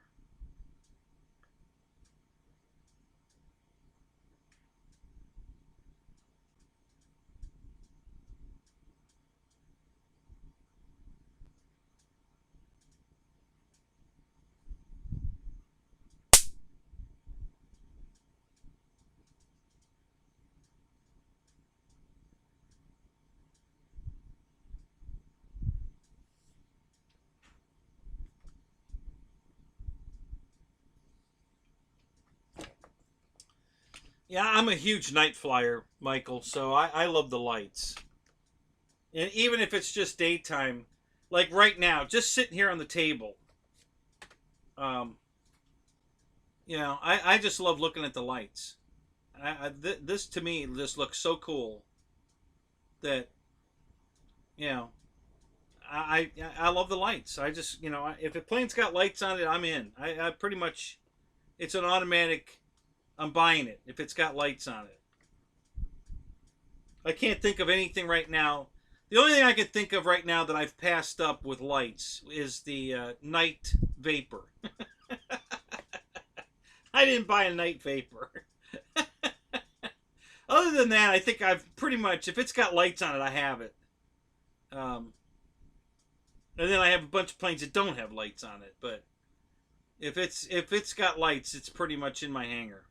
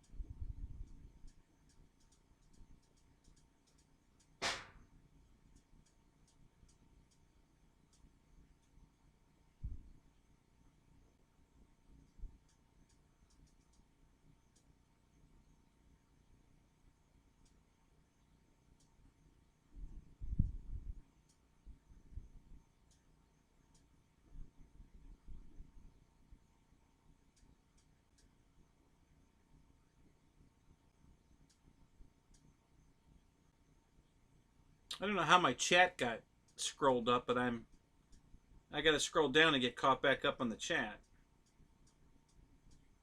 I don't think I'm too far off.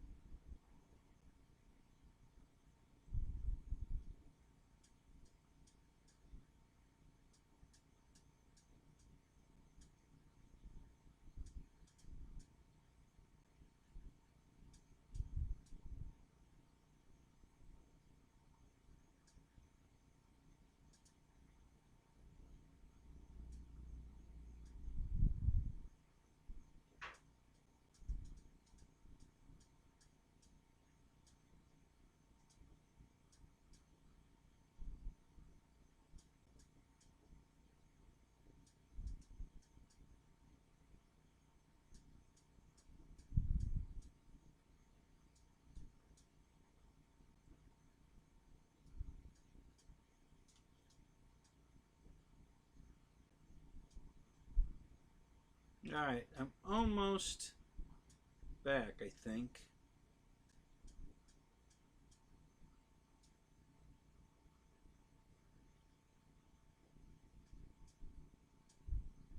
Oh, okay, there's Eric asking for the lights. Okay.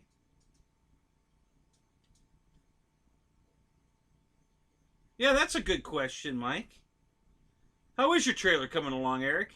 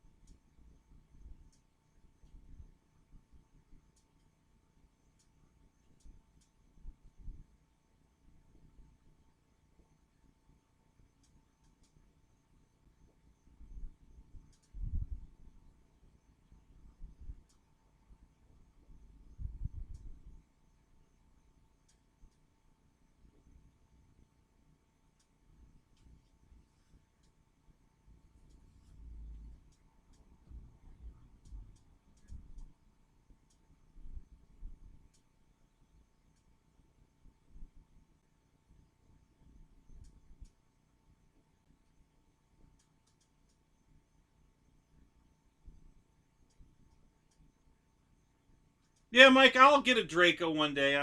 I ordered 3 of them. I ordered one plug and play, or I'm sorry, a bind and fly for a buddy of mine who flies Spectrum. I'm not a Spectrum guy. Now that doesn't mean I don't fly Spectrum. I have a shitload. This plane's on Spectrum. I have a lot of planes on Spectrum. I'm not going to fly a $600 plane on Spectrum. I don't trust it that well. I've had too many issues with Spectrum. So I ordered 2 plug and plays. Well, I'm never going to see the plug and plays, so I canceled them. And I bought, and then when all the hype came out about all the problems they were having with the tail wheel and the landing gear breaking, and listen, I know it's not the landing gear's fault, but at the same time, they're probably going to do an upgrade because they're getting a lot of complaints about it. So they've figured out that, maybe selling it with the idea that you can fly it with a 7,000 battery in it and the landing gear the way it is, maybe they better beef up the landing gear. So, and there's already somebody that put out a kit to beef up the landing gear. So, so I figure, I'll just wait and let them, if they're going to upgrade it, I'll let them make the upgrade and then I'll buy one. So, so I'm not in a hurry for it anymore. I got to fly the one I got when I sold it to a buddy of mine at the flying field. I got to fly it anyway, and I do love it. It's beautiful. It's beautiful. So I still want it, but the whole excitement of hurry up and getting it, it's gone, because I had no idea it was, if you order a plug and play one that you're not going to see it. They have it at the hobby shop right down the street. I can go buy it right now. They've got it in stock. All the hobby shops have it in stock because the thrill of it's gone. You know, everybody got upset with the landing gear problems and stuff, so everybody canceled their orders, and now they're sitting in hobby shops and they can't sell them. So the whole big thrill of the Draco came and went in a hurry. You know, Horizon really did a bad job marketing it. They really screwed up. They didn't order enough, not even close, and then with the problems with the gear and everything. Yeah, a 3300 is the battery to fly it with. Yeah, you know, you put a 7000 in it, and you slow it down too much, and it falls out of the sky. And when it falls, as heavy as it is, it breaks shit. You know, it's just not. It's not built like Draco. You know, it's not going to withstand a hard pound landing like the real one could. You know, all those shock absorbers on it are fake. They don't really work.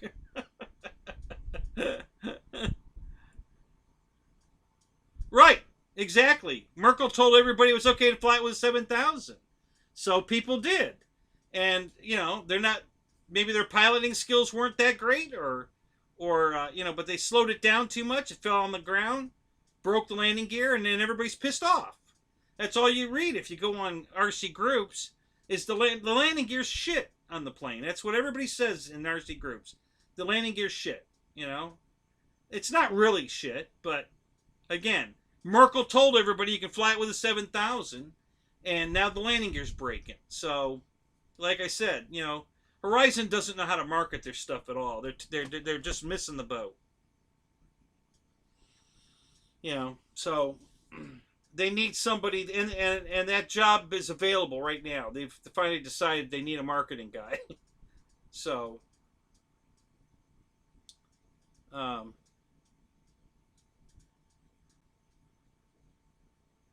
so yeah, so I'll get him. I'll definitely get a Draco. There's no doubt in my mind I will get one day. Um, if especially like what I anticipate this, guys. This is what I'm thinking is going to happen. I have no inside information. I'm just guessing. If you guys remember when they shortly after they came out with the EC 1500 and the Havoc, the Jet Havoc, the green jet, they put them both on sale, full price for the plane, but you get a free battery pack with it. Okay, and so I bought both of them. I wasn't going to buy either of them, and then when they did the free battery pack deal, you know, brand new 6S and a 4S Smart 5000 Smart Pack, I bought both the planes. So I'm guessing either Black Friday or Christmas, Draco's going to be on sale, free battery pack, you know. So I'm going to wait and see if that doesn't happen, because I'm not in a hurry for it. So if they put it out with a free battery pack like they did the Havoc and the EC 1500, I'll buy it. That'll be enough for me to buy it. If I get a free battery with it,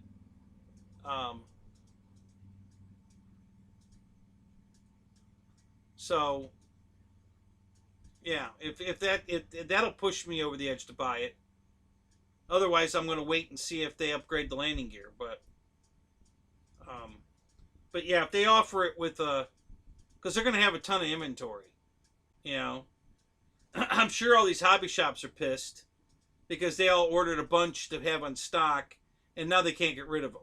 You can go anywhere and get a Draco. If you go on right now, go on Hobby Town and do a search for a Draco at all of their stores, and every one of them's got Dracos in stock. So not hard to find one.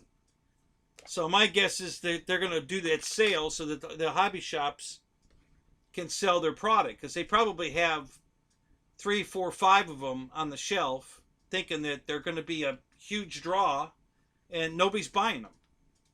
So that's just my prediction. We'll see what happens.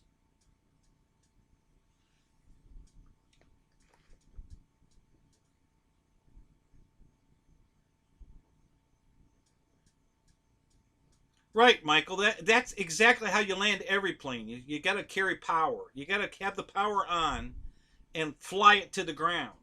You don't cut the power and try to glide it to the ground and stall it, and then it falls on the ground, because that's how you break shit. So,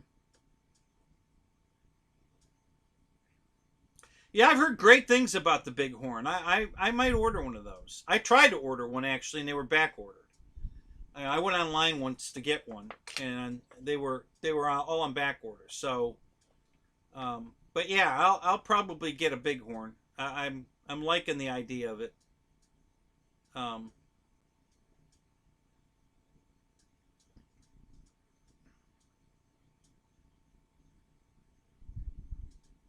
you got your Bighorn from a hobby shop?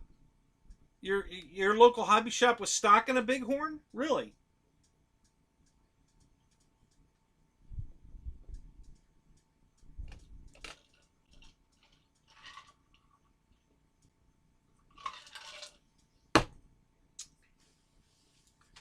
All right, let me unplug this thing again. It's really easy to take a battery way below storage when you leave it plugged into the lights. Ask me how I know.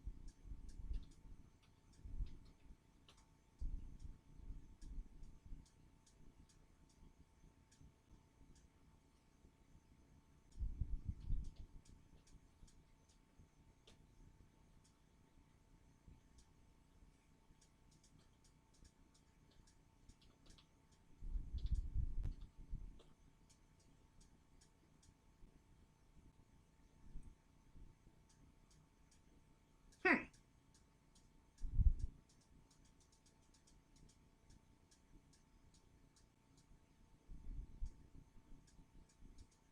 Interesting.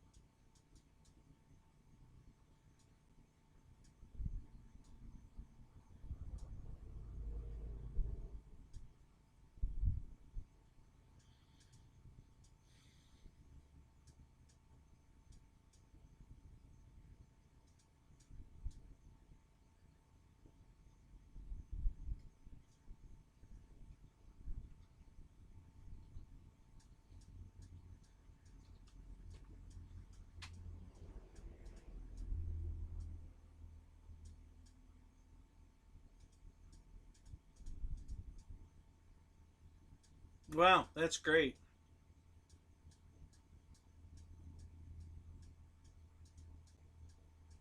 So I'm on Action Hobbies website. Their search engine doesn't work worth a crap.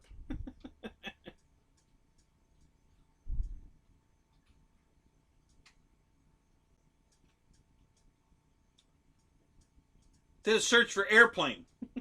E-Flight Bind and Fly airplane. Zero results. All products. Zero results. Yeah, I think there's something wrong there. Something wrong with this picture.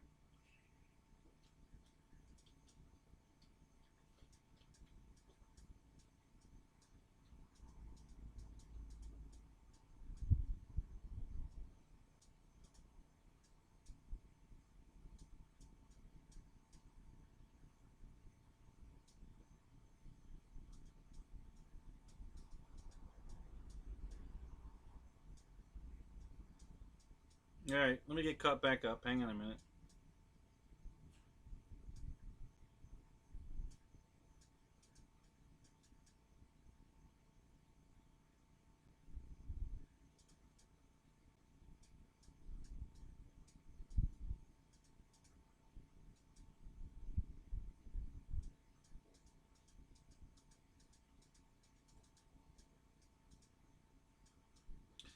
Yeah, Banggood's not my favorite place to shop. I've bought a bunch of stuff from Banggood. It's too often I have a fight with those people. You know, and they just they play stupid on purpose to try to wear you down. Um, so you just give up, and then they get away with, you know, they sold me a box of foam for $300. It was nothing electronic, nothing in it. It was a foam airplane. It might as well have been a glider from Walmart for $9. And there was not one stitch of anything in it. No servos, no wires, no lights, no motor, speed control, nothing. It was a Viper Jet, 1450 size Viper Jet. I already bought one from them. The first one came perfect, plug and play, just the way they described it. It was exactly what I wanted. So I hit the button, buy another one, because I wanted another one. So hit the button, bought another one. The second one came, and there was nothing in the box but foam. So I spent 3 months arguing with them, trying to get them to resolve it. And they finally made the critical mistake. They said, well, if you cancel your PayPal uh, claim, we'll send you the parts. So I called PayPal and forwarded that message to them, and they said, oh, no, that's not how this works. Hang on a minute. She left the phone for about 2 minutes and came back. Okay, you'll see your money back in your account in a day or two. So they immediately rolled in my favor as soon as they saw them pulling that bullshit, and I got my money back, and I got to keep all the crap they sent me. So, and that's not the first time I've had to go around with Banggood. You know, they're just a pain in the ass. You know, as long as you get what you ordered, it's fine. But as soon as you have any kind of an issue with Banggood, it's just a fight.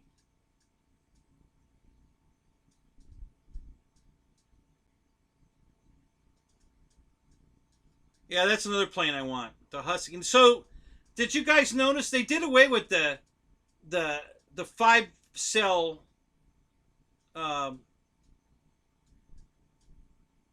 Husky, and now they brought out a 6 cell version for more money. Now it's even more expensive. I don't think that was a good idea. I wish I'd have known they were doing that, because I would have bought. They had it on sale for $40 off last week, and I'd have bought it if I knew they were going to discontinue it to make a 6 cell version and jack up the price. So, because at the new price, I don't want it. I'll buy the old one.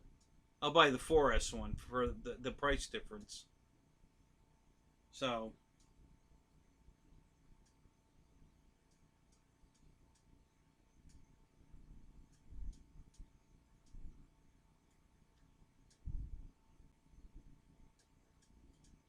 do you want a bison, Mike? Do you really? Wow.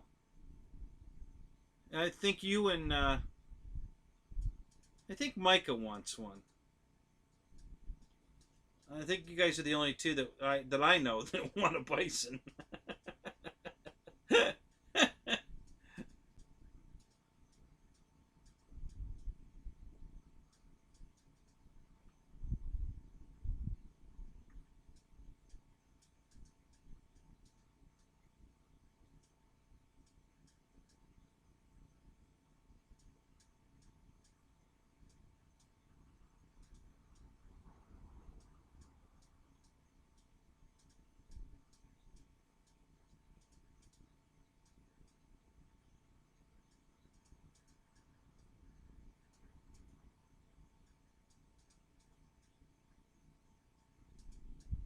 So, Michael, did you get the plans for your foam board Draco off of the offline? Did somebody upload a plans for the foam board Draco?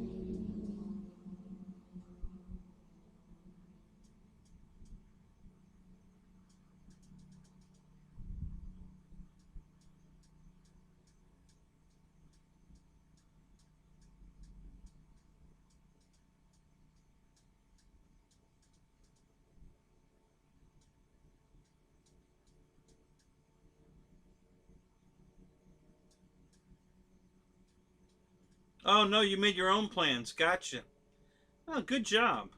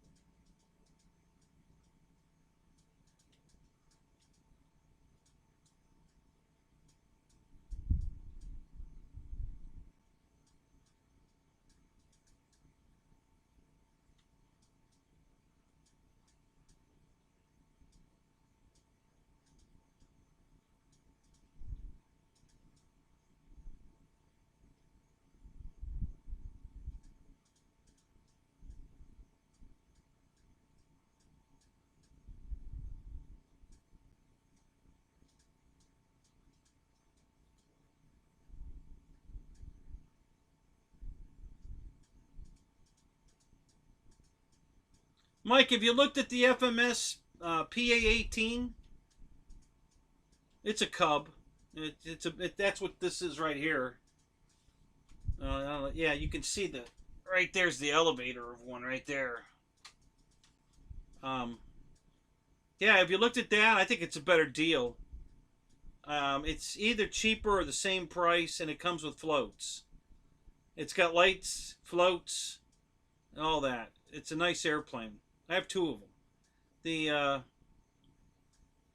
I don't believe the Bison comes with floats. I could be wrong.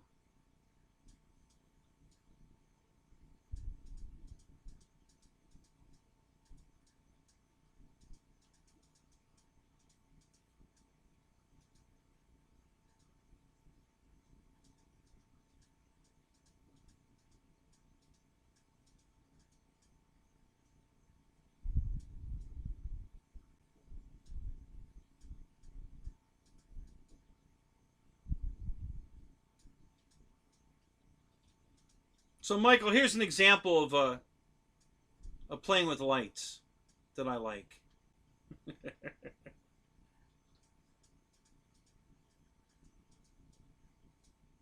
So that's completely lit within. There's not. It's pitch black out. There's no moon, no external lighting anywhere near me. It's a pitch black field I'm in, and that's the plane's lit itself like that. All the lights are inside, glowing from within out, except the wingtip. You know, the red and green nav lights, and there's a landing light on the left wing. Um, but all the rest of the lights are inside the plane, just making the foam glow. So that's one of my night flyers. I have a bunch of planes like this. The Night Timber X lights up exactly the same way.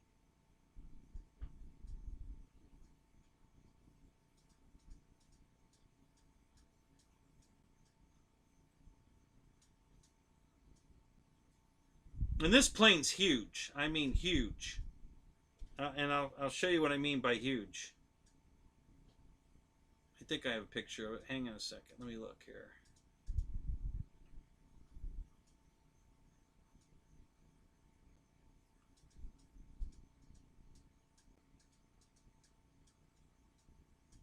Somewhere. There we go.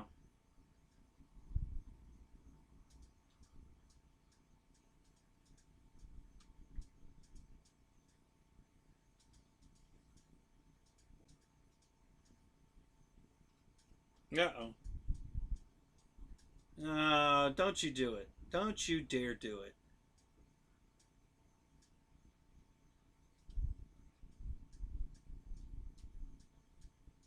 So that's how big the thing is. No, that's the RV8. The QQ is much smaller than that. Um, but they make a QQ that lights up just like this now. They didn't used to, but they finally got around to fixing it. So, and I have one of those now too. The new QQ comes lit just like this. So, yeah, I like the new QQ, so I bought one. Also, that they had it, the new one that had green decals on it, and I really love that too. Yeah, exactly. Keep in mind, I'm only 4 foot tall, so objects in the rearview mirror might be closer than they appear.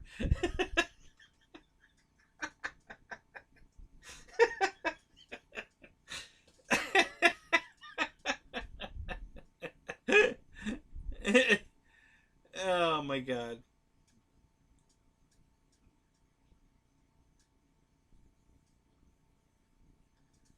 So yeah, so it's well the listen that the RV8's just a badass airplane. Period. Whether you get the night version or not, but my God, for the extra, I think it's $40 or something. Just get the night version. You know, one day you'll finally decide to try it, and you'll be so happy you did. So the owner of the field I fly at has all the Flex airplanes, and every one of them he's bought in the night version except the RV8. He bought the green version. It comes in green or orange. He bought the green one without lights. And when I showed up one night flying this thing in the orange with the lights, he freaked out. He just couldn't stop talking about how he screwed up buying the green one without lights.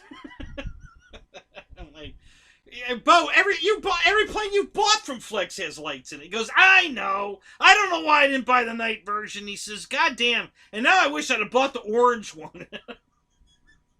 So, and I fully thought he would just go ahead and pull the trigger and buy an orange night one, because Christ, he's got at least two of everything. The guy's got over 300 airplanes. So I would have thought he would have just pulled the trigger and bought another one, night version. But he hasn't done that yet. So, but yeah, it's just funny as hell that he didn't buy the night version. I don't know why, you know. And now that he saw one at night, he doesn't know why either. I can just tell you he's bummed.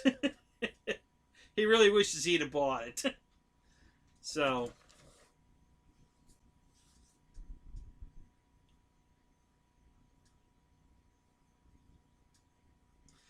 yeah, it's not quite 2 meters. Because look at how thick the wing is. You know, the wing area is massive. So they shortened the wings up. So it's not quite 2 meters. It's under 2 meters. Um, Not a lot. I mean, it's close to 2 meters, but I think it's probably like maybe 1800 or 1900. Yeah, Bobby and I flew together one night at the Pilot Ryan event in Florida here. Bobby was here, and we were flying together at night.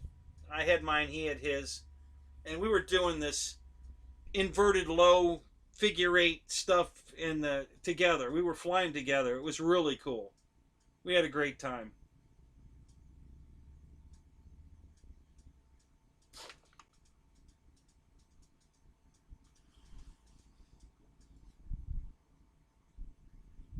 And I was originally going to buy the green one. I was in love with the green one. I love green. But when I saw it in person, it wasn't the green I thought it was. It was a little more olive drabish, leaning toward green, than that bright green that came on the Havoc, which is the green I wanted. If it was the Havoc green, I'd have bought it.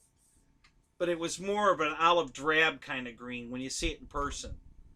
And I was like, nah, I'm going to get the orange one. Because there was a guy that had an orange one there too. And I fell in love with the orange one. But originally I had my heart set on the green one. Until I saw Bose. And then I was like, you know, and it doesn't look bad. It's a beautiful airplane, but it's just not the green I wanted. It's just a shade off of the green I wanted. So I went with the orange one. And I'm super happy I did.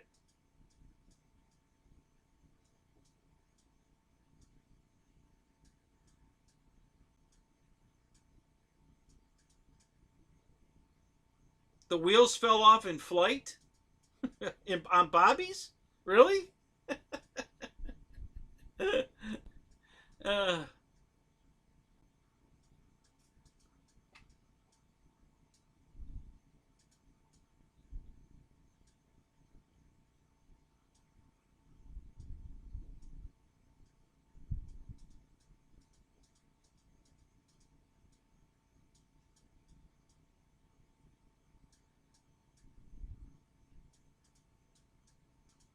yeah, Michael. So that's what they were going for with this. They shortened the wings uh, to make it more aerobatic. You know, they wanted an aerobatic uh, airplane because that's what Flex does.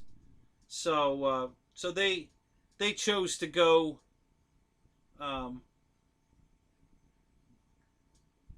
so I would say this is probably,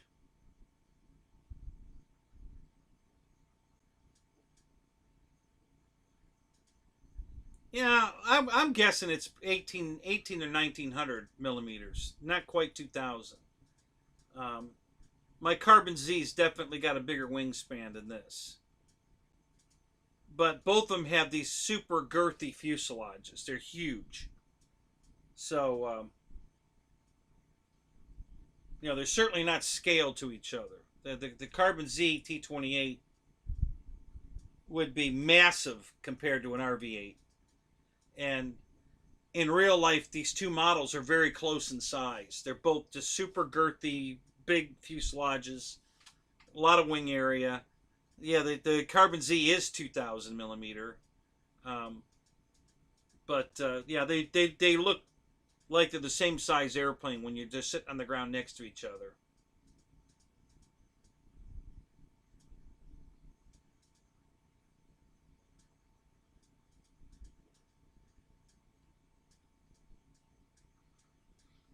That's interesting. I'll have to go watch that. I hadn't seen that. His wheels stayed on when he flew with me.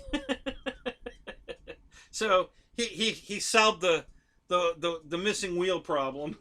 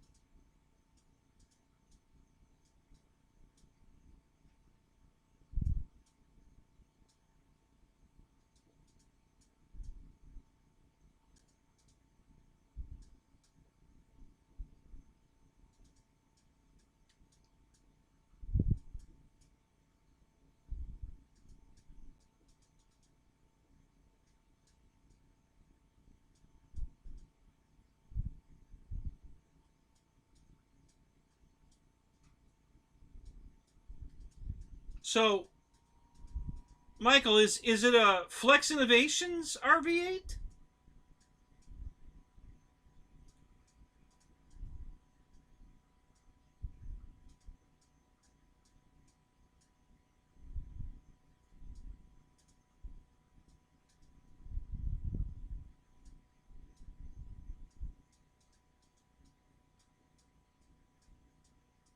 Yeah, you should. If it's a Flex RV8, you should fly it. Awesome flying airplane. Super easy to fly. Even Marshall could fly it.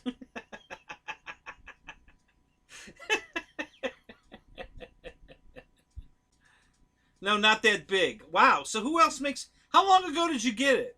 Did you win it?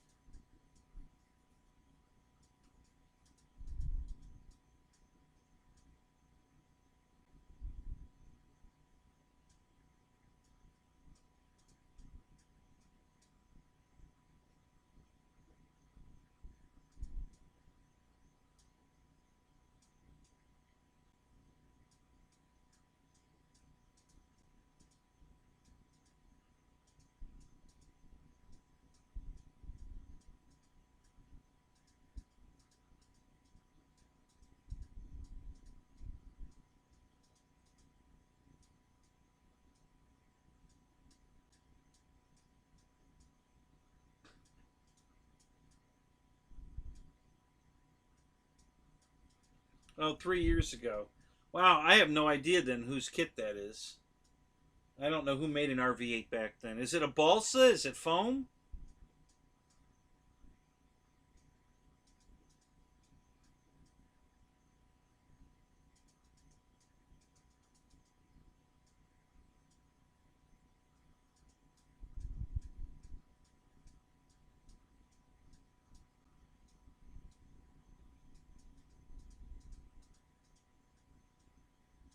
Yeah, I think the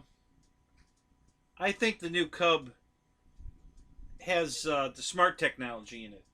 That's why they raised the price. So of course, when they come back out with if they come back out with the T28, they're going to do the same thing. You know, it's going to be smart and it's going to raise the price.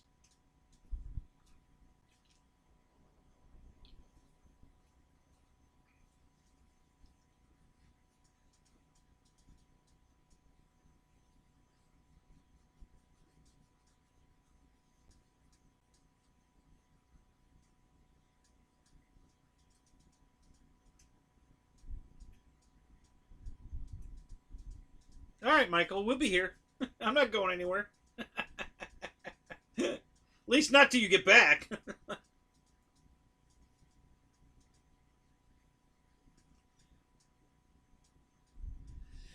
Charles McDaniel, welcome to the show.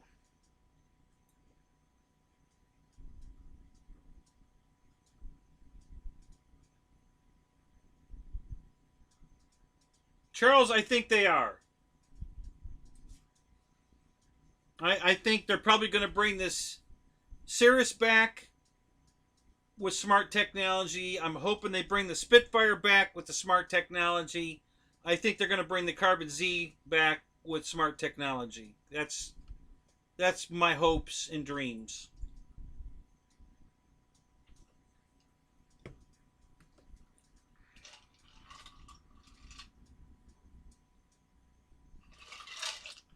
I already have all. Well, I don't have the Spitfire, so I'm definitely going to buy that one. But I'm probably going to buy, if they do bring both the other ones back, I'm probably going to buy it. I'll probably buy another Carbon Z, and I'll buy another Cirrus SR22. That's what's on the table, and I'm definitely buying the Spitfire.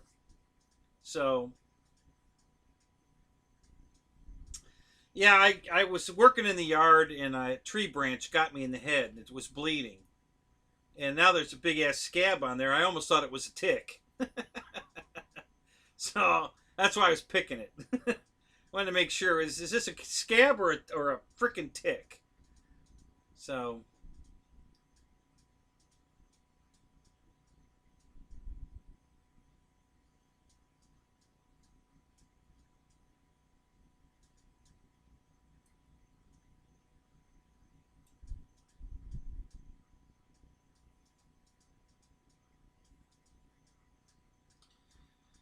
So it's a Great Plains F1 rocket Evo.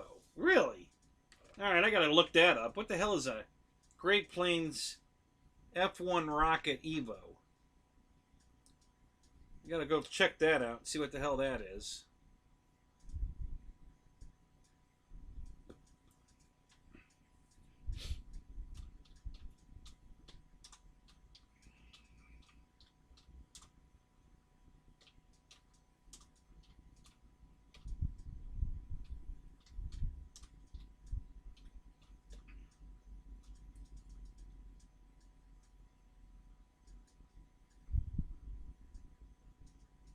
Well, I got a picture of the landing gear.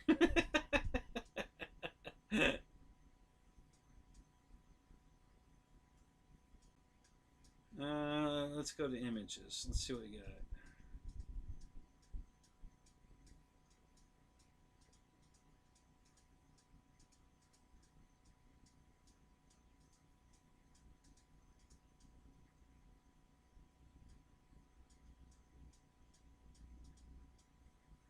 Oh yeah, it does look like an RV-8. It looks very much like an RV-8. Good looking airplane.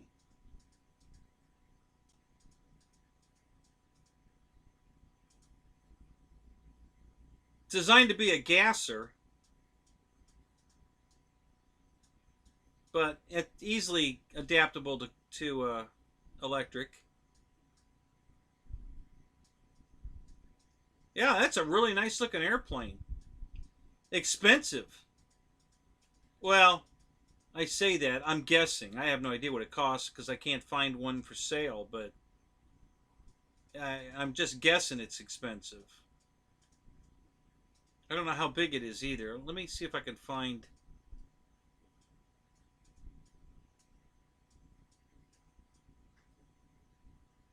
See if I can find one for sale.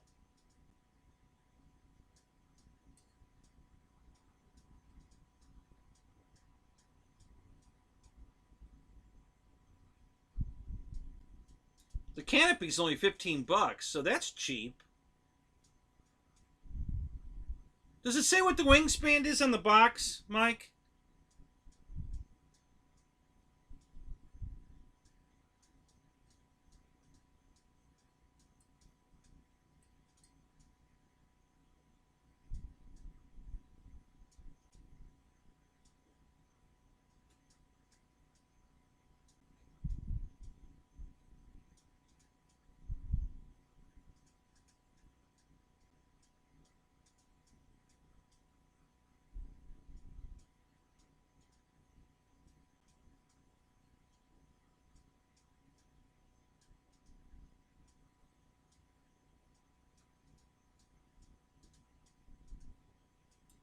Yeah, the pictures I have pictures of it. It's beautiful, and it does look like an RV-8. It really does. It looks just like an RV-8. Um, yeah. So does it say what size the wingspan is? Okay. Let me see if I can do that. I think I can. I can do it. Hang on a minute. Let's try this. Actually, this might be easier. Let's go this way.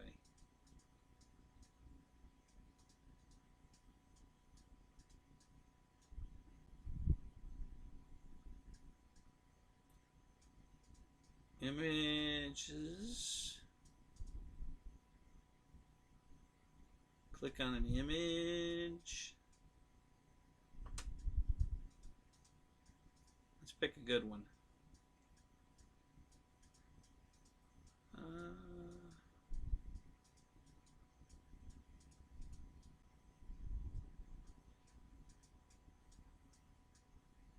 That's a pretty good one. Let's see if we can get that one.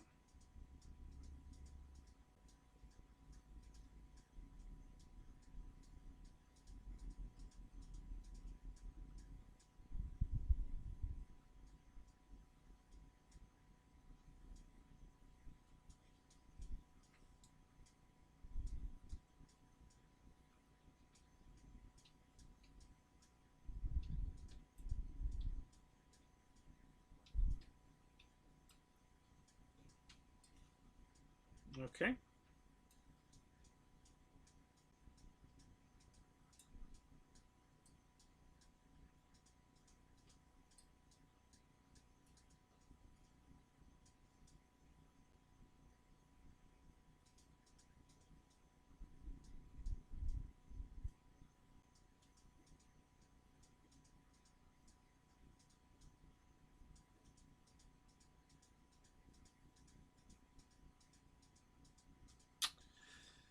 Okay, let's see. If I go to here, image.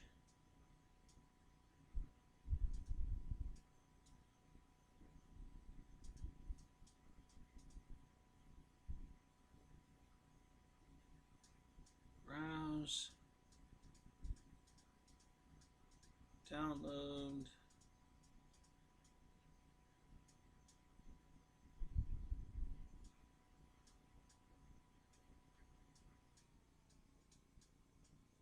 There it is.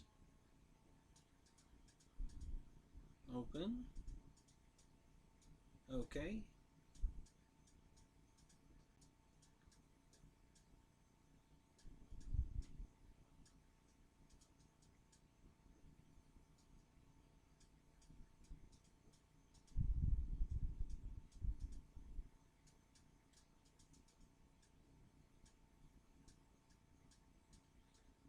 Huh. Weird.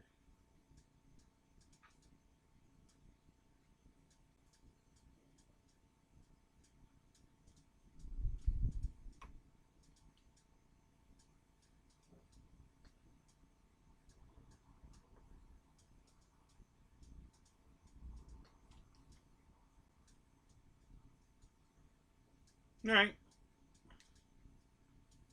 There you go.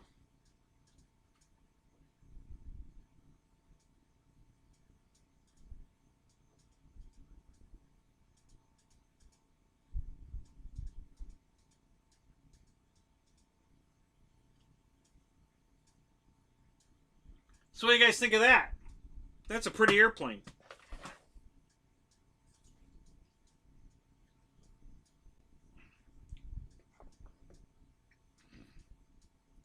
Juno, what's up? Good to see you, buddy.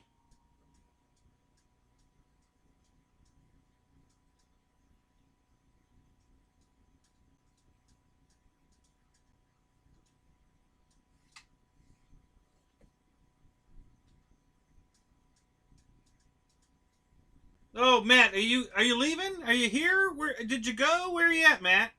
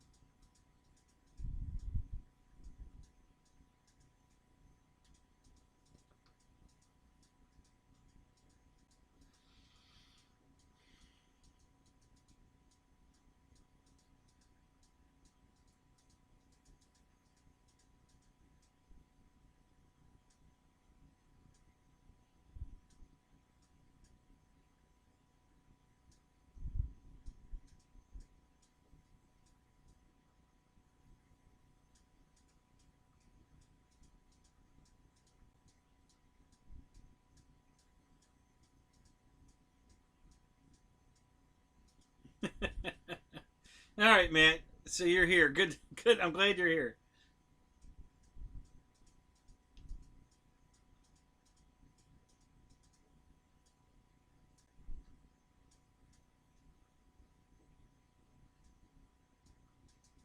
I guess I gotta close this stuff down. It's just not letting me do crap. So I'll close that since that's not working at all. And I can close this because I downloaded the photo, so that's good.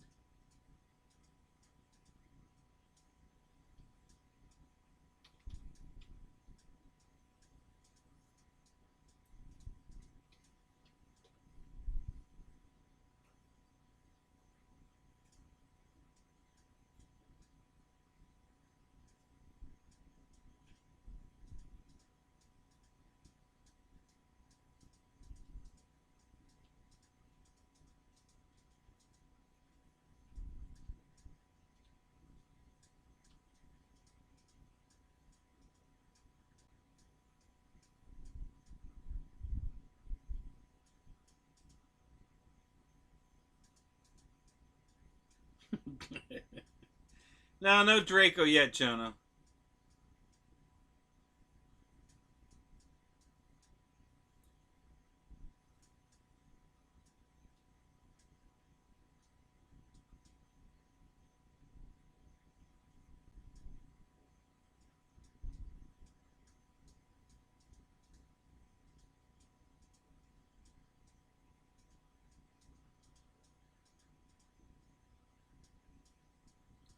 What sale does Hobby Zone have going on right now?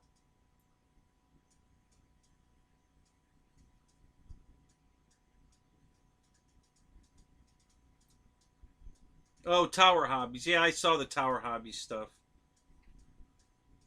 Yeah, I looked over it. Nothing really caught my eye.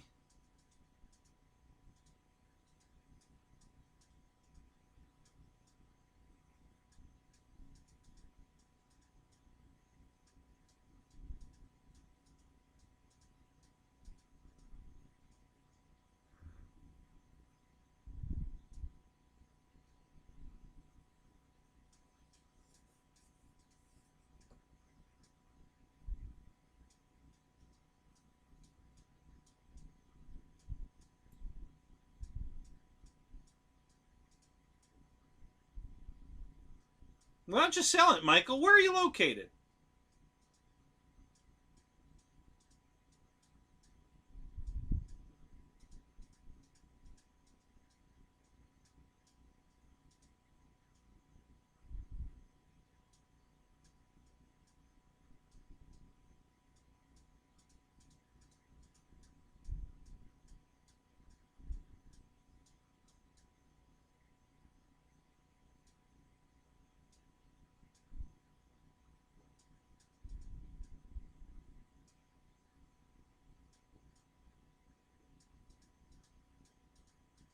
Buy two and get none sale? Yeah.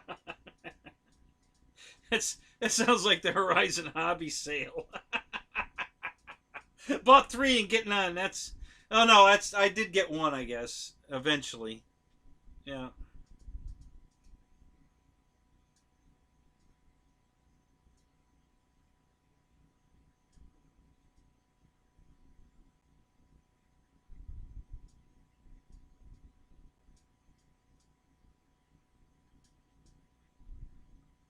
You're in Kansas. Huh. Do you go to any of the flying events? There's one coming up in Alabama, in Birmingham. How far are you from Birmingham, Alabama?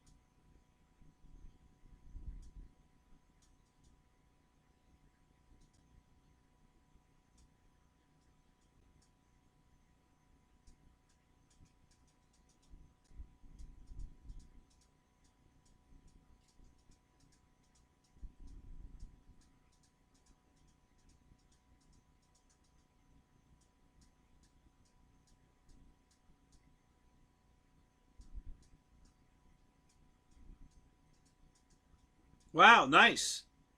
That's cool, Michael. You got a lake in the backyard and everything. Sweet. So how much do you want for that plane? I might be interested.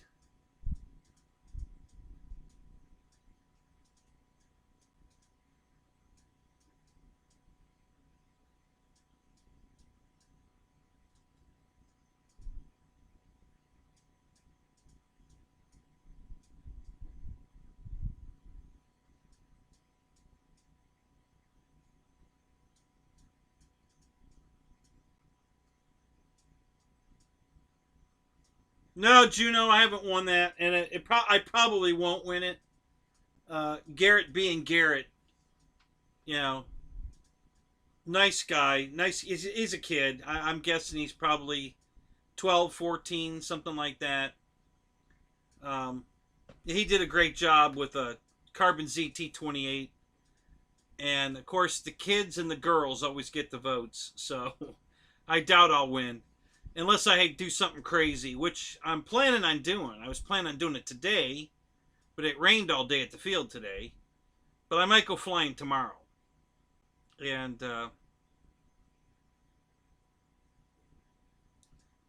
so if I pull off what I want to do, I might have a shot at winning it. Otherwise, Garrett's going to win it. You know, the kids always win. The kids and the girls. So, and he did a great job, but you know, honestly, the Carbon Z is the easiest plane. I didn't do the challenge with the Carbon Z because it's just too easy to land. Anybody can land that plane good. So I challenged myself and to show you guys how to land airplanes by flying them to the ground. So I did planes that were hard to land, not easy to land. You know, so I'm probably going to do another video of the Carbon Z, and then I'm going to do one with a biplane. And then for my all-time dropping the gauntlet, drop the mic at the end, I'm going to land a UMX Turbo Timber on a 4-foot by 9-foot carrier deck. So, gonna have to come in and land on the foam, take off, come around, land on the foam, take off, come around, you know. So a very small carrier deck, and see if I can do 5 landings on that with the UMX Turbo Timber. So if I put up those 3 videos, I might have a shot at it. Otherwise, I think Garrett's going to win it.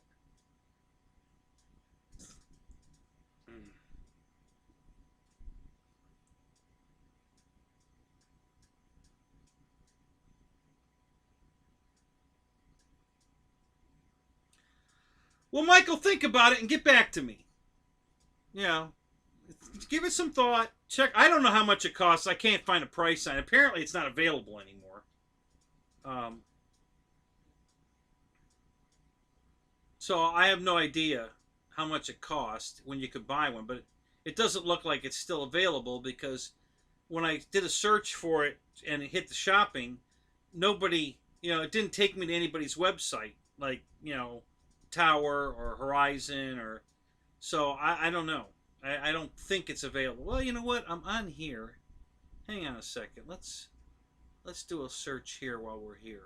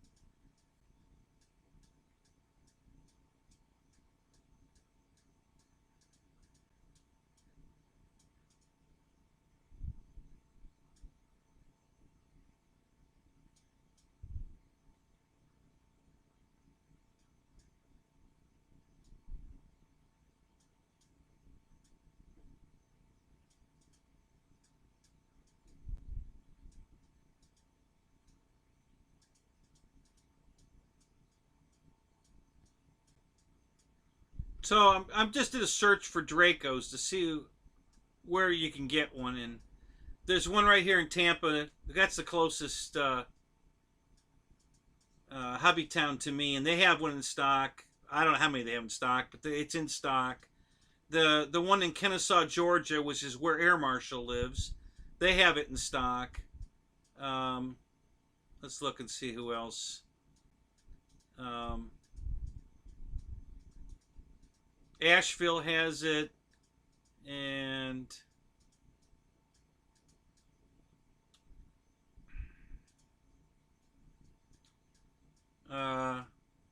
Johnson City has it.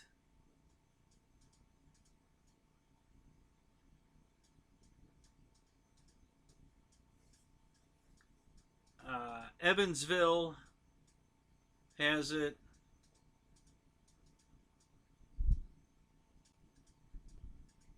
So there's plenty of them in stock, guys. You know, any hobby shop that wanted to stock it has it. So this one's called Kranzels. They have it.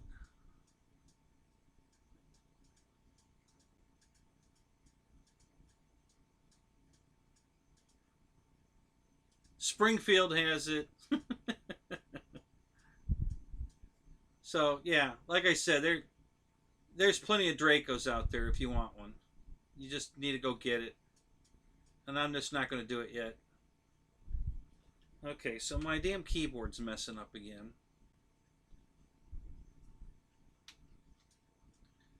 Did this last night and I lost the whole damn stream. So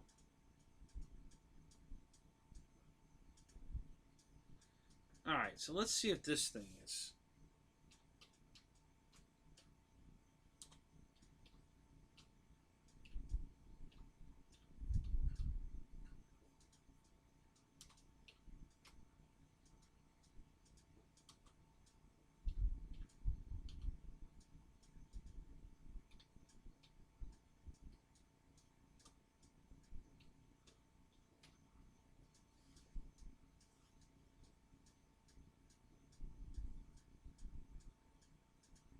No, it seems like the only thing that's available for that plane is the sticker, the landing gear, and there's a decal sheet. That's the only two things that are available for that plane, Michael. So I have no idea how much it is. I can't find it anywhere. So, but yeah, give it some thought. I'm not in a hurry, so give it some thought. Let me know what you want for it.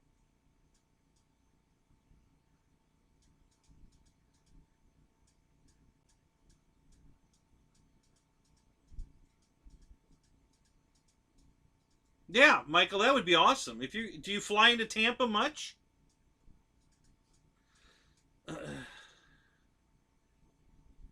Come here on business? Is that why you'd be flying in?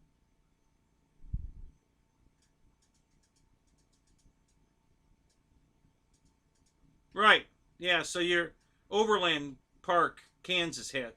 Yeah, like I said, Draco's not hard to get. If you want one, man, they're available. I could go right over to Tampa tomorrow morning and get one. You know, I'm just not going to do it until I see what they're going to do because like I said, I have a suspicion they're going to do the free battery because they got too many on the shelf now, um, and too many canceled orders. They've got a ton of them on. I'm sure they got a ton more coming, anticipating big sales, and they're not there anymore. So probably too late to stop that shipment. They're probably already made, so they got to sell them now. So I just anticipate a free battery with any Draco purchase. So that's what I'm waiting for. I just think it's going to come, and why not take advantage of it? $120 battery pack for free. I'm in. That's a good deal. So that's what I'm going to wait for. And then if I don't, if that doesn't happen, well, then I'll get one. You know.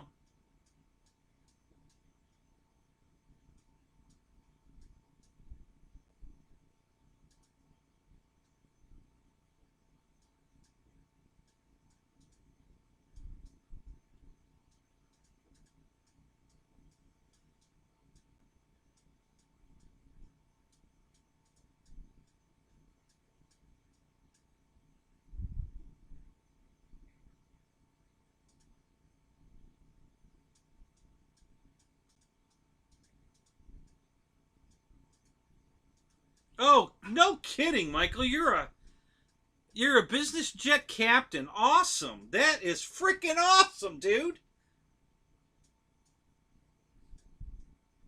That's super cool. Yeah, yeah, yeah. If you're flying into Tampa, man, hell, let me know.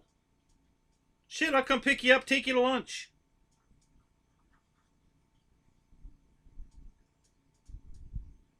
That'd be super cool.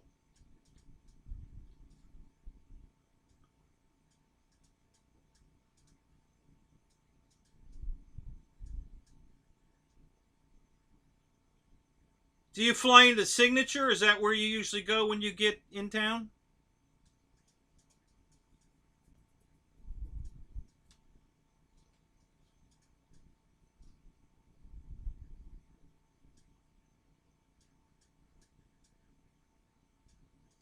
Yeah, I know, Matt.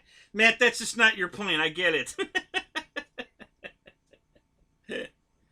Listen, I'm not expecting it to fly amazing. It's gonna fly great. It's gonna fly like all my other, you know, my big Cub or my de Havilland Beaver, or it's gonna fly just like that stuff. I'm not expecting big things in the flight. Um, oh yeah, absolutely, we can go fly, Michael. If you've got a layover for sure, definitely go flying. You know, I got a trailer full of airplanes, so I'll have at least 20 airplanes at the field. So yeah, we'll go flying.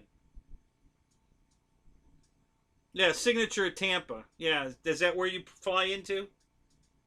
That's where most of the business stuff goes. That's why I was thinking you're probably going there.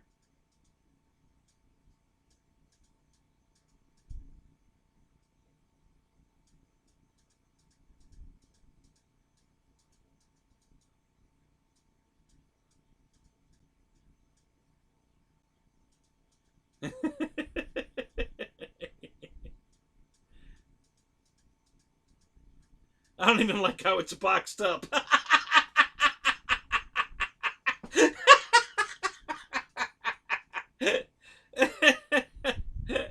Oh my God, where's Dana? That's funny.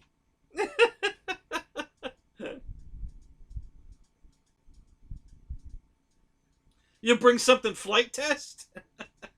Well, yeah, you can, but I got plenty of things to fly if you don't. You know, we'll get you in the air, no problem. Oh, that's hilarious.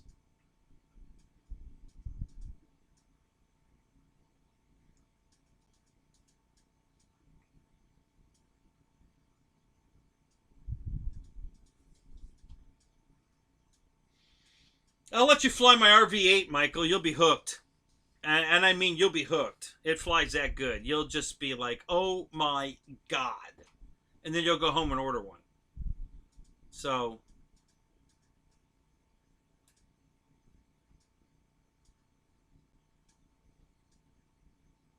yeah, I'm sure there's one at the hobby shop over on the other coast for Matt. If he wanted a Draco, he could go down to the hobby shop and get one. Hey, Dana's here! See, he heard boxes and he popped in.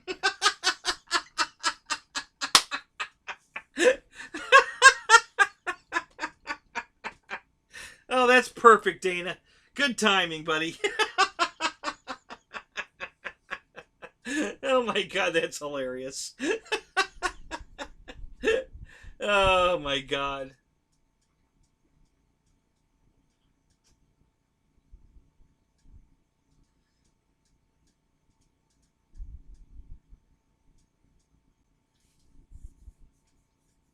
Yeah, probably if you had a request to fly something, Michael, because you just want to know how it flies, I probably have it. So let me know if there's something particular you want to fly and I'll bring it.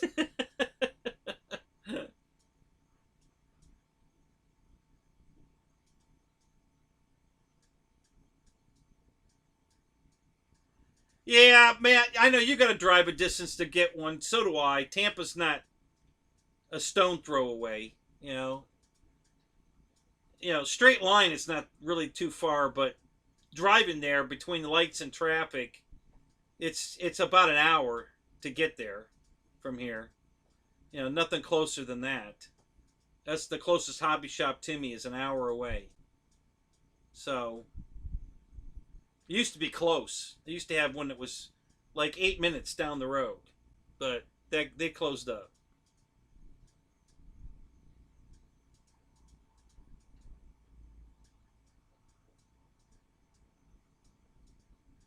Yeah, exactly. All those boxes under the tree that he won't open. Save them for next year. You can put them back under the tree.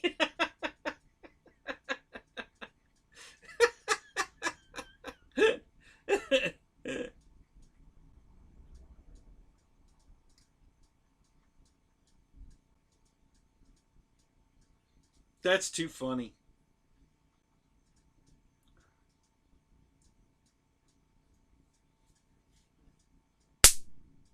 Got one.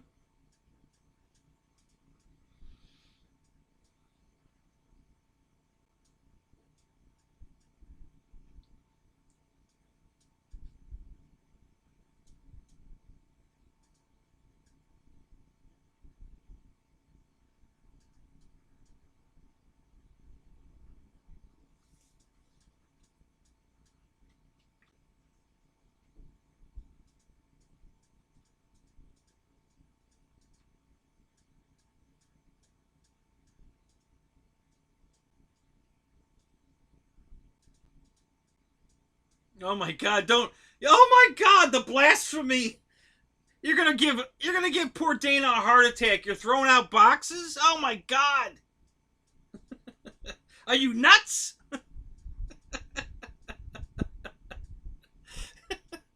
You're gonna kill the poor guy. What are you thinking?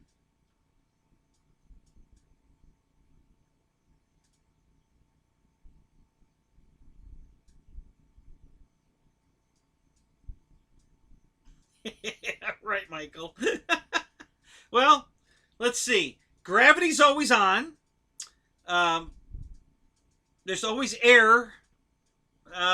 Yeah, pretty much. Flight's flight. So yeah, I think we got it. uh,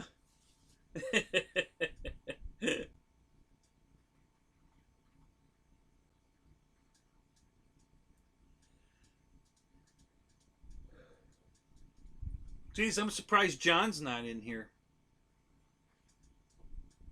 Maybe he's lurking too. He was the last time. John, are you lurking? Are you here? Have you been here for a while?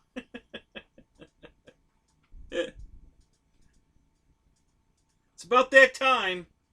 We're about 2 a.m. here. That's usually your time in.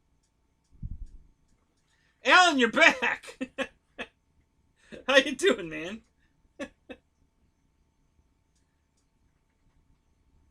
Just in time for the 11 o'clock news.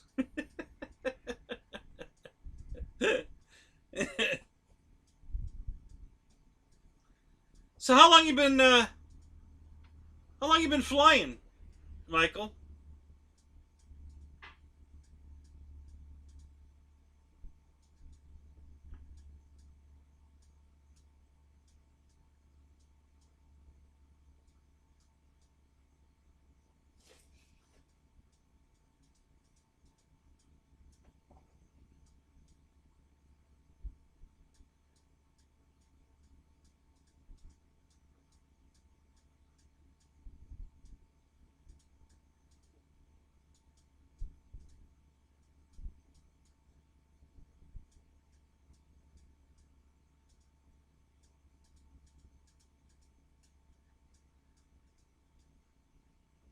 Wow, 47 years.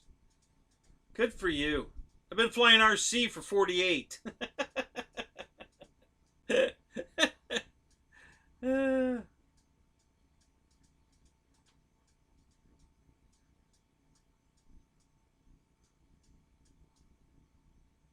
Yeah. So you started young like me. Yeah.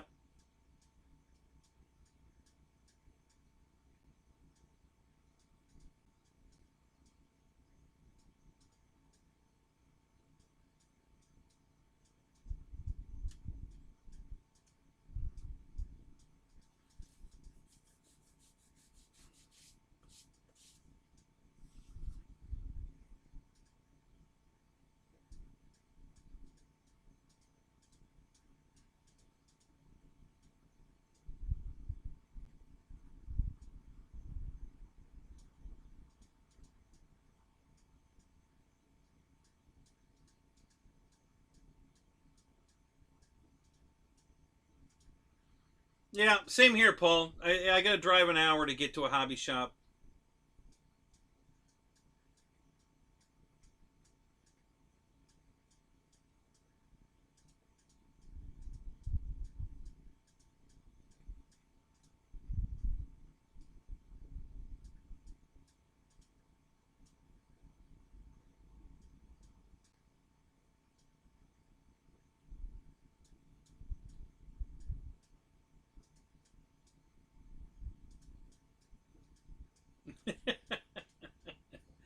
See, there you go. Yeah.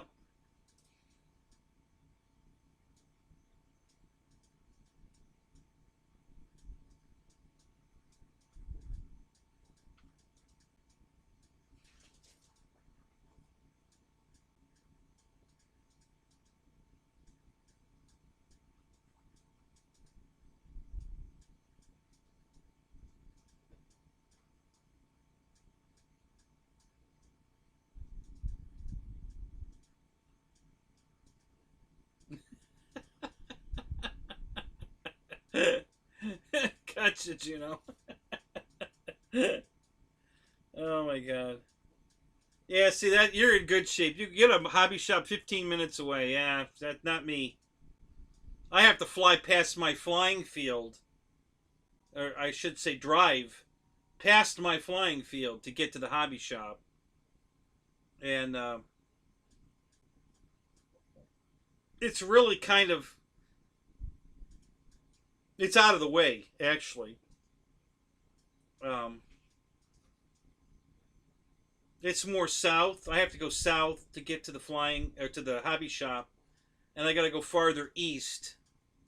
They're both east of me, but I have to go farther east, not so far south, but farther east to go to the flying field. So if I make a detour to the hobby shop, I can go to the flying field direct in about 40 to 45 minutes. It's going to take me an hour to get to the hobby shop and then 30 minutes from the hobby shop to get to the field. So that's how far out of the way the hobby shop is from the flying field. So it's a long ass trip to go to the hobby shop and then the flying field. But the flying field is closer than going home. So I would rather go to the hobby shop and then go to the flying field than go to the hobby shop and go home. So I try to make the hobby shop trips on days I'm going to the flying field.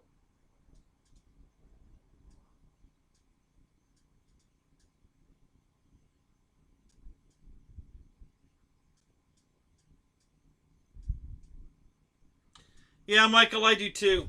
You know, it was nice to be able to walk into a hobby shop and they had walls and walls of which I have actually. I mean, I had a hobby shop for 27 years.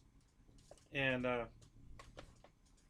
I closed it and I took everything out of it and hung it in my trailer. So if you haven't watched my trailer video, go watch it. You'll get a big laugh because you'll see all the bags of parts on the pegboard hooks lining both sides of the trailer. And as the trailer's going down the road with all the planes in the rack, you'll see all that stuff, and it'll bring back hobby shop memories.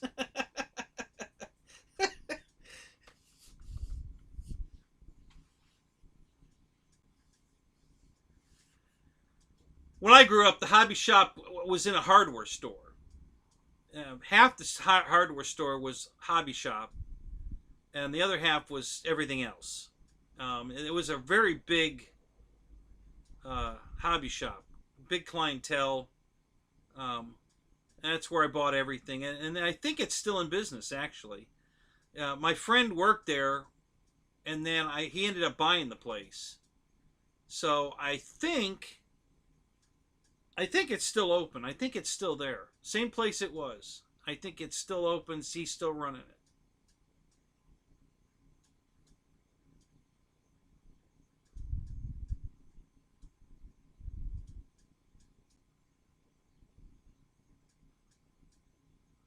Wow, your hobby shop doesn't open until 10 a.m.? Wow, that's kind of late. Yep, Dubro walls. I haven't put the Dubro stuff back on the wall. It's still boxed up. Um, I soon as my hangar's finished and I can go through all my boxes, I'm going to put the Dubro stuff back on the wall. It needs to be in the trailer. But all my car stuff that was, because I was going to use the trailer to go car racing again. So I put all the car stuff in there, tires and all the steering parts and suspension parts, shocks, stuff. My all-wheel drive cars, there's chains and belts. So I have all that stuff in there. Just a crap load of other stuff. But I didn't put the Dubro stuff in the trailer, and I didn't put my Tamiya. I had a whole wall full of Tamiya parts. All the plastic stuff you'd break on a lunchbox or a frog, grasshopper, hornet, frog, all that stuff. I had all those parts that you'd break on the wall. I had a ton of Tamiya stuff. So that's all boxed up.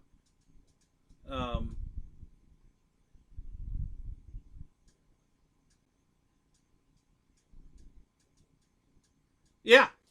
I just looked, Matt. They're everywhere. There's Dracos everywhere.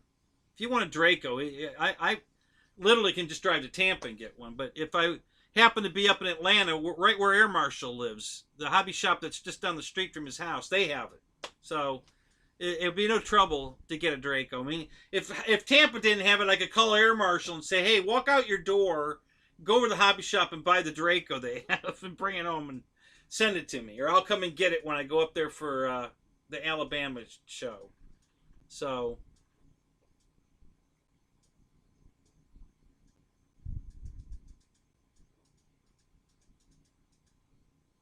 yeah.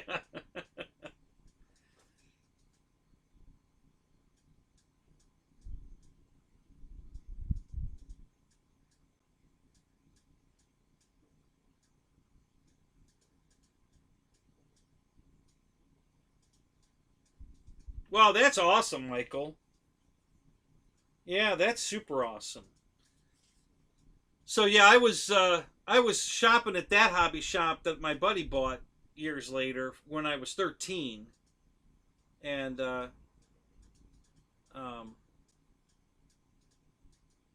that was 48 years ago, and it's still there. And I don't know how long it was there before but I know it's been there 50 years at least, because it's been there as long as I've been in the hobby. Um, yeah, I'm sure it was there way before I got in the hobby. So there's another long time there hobby shop, but yeah, they're rare. Nobody can stay in business anymore. And honestly, it's Horizon Hobby and Motion RC and all. They're the ones that put the hobby shops out of business because they're selling to all of us directly out the front door, and they're selling to the hobby shops out the back door, and the hobby shop has to compete with, Horizon directly, which is a stupid way to do business. Um, it's just.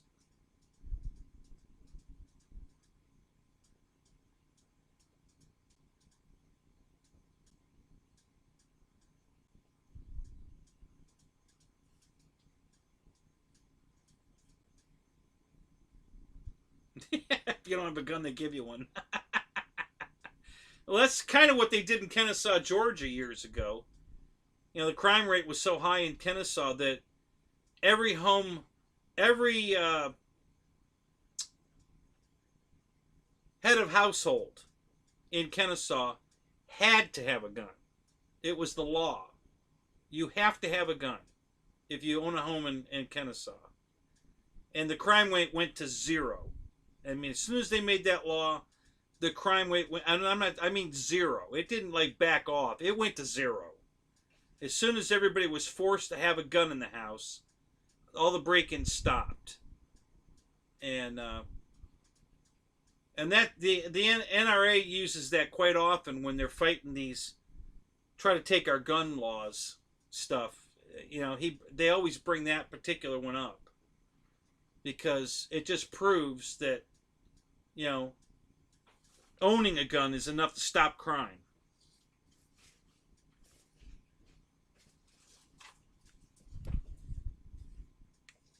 I mean, I don't know what these politicians think is going to happen if they take all guns away. They think the criminals are going to stop getting illegal guns and stop being criminals? you know, what are you thinking? Yeah. Oh yeah, we can't go rob houses anymore. It's illegal to have a gun. Oh, wait a minute. It's illegal to rob a house. So why do we care if it's illegal to have a gun to rob when it's illegal to rob the house? Who cares? I mean, I don't know what the hell they're thinking. The logic is just mind-blowing.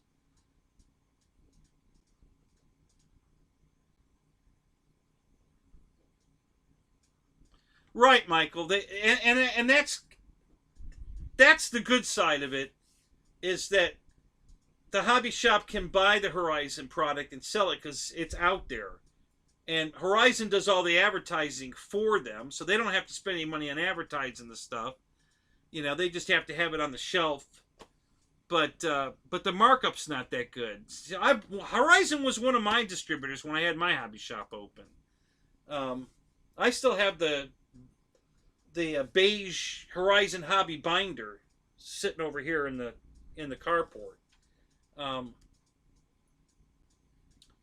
You take a hit in the markup because they don't discount it enough. And then, like me, for instance, I can drive an hour to go to Tampa to buy a Draco and pay sales tax, or I can just order it online, free shipping, may or may not pay sales tax depending on where I buy it from, and have it delivered to my door. I don't have to spend a dime's worth of gas or a minute of my time. So,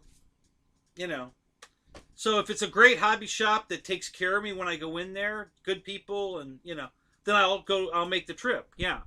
But if it's an asshole hobby shop that thinks that, I need them worse than they need me, well then no, I just order it online. Screw them. So,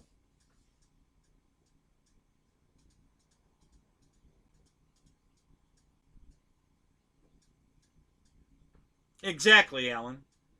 That's exactly what's going to happen if they pass some stupid gun law where you can't have a gun. Then yeah, the black market's going to be the place to get a gun, and they'll turn all of us into criminals. Because we'll all own guns. Because I'm not giving mine up. So I guess if they pass a law that I can't have a gun, I'm going to be a criminal because I'm not giving my guns up. That's never going to happen. So,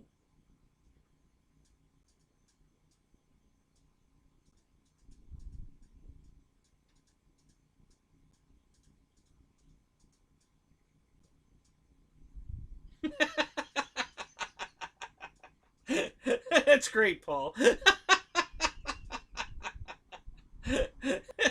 Hand out shotgun shells for trick or treat.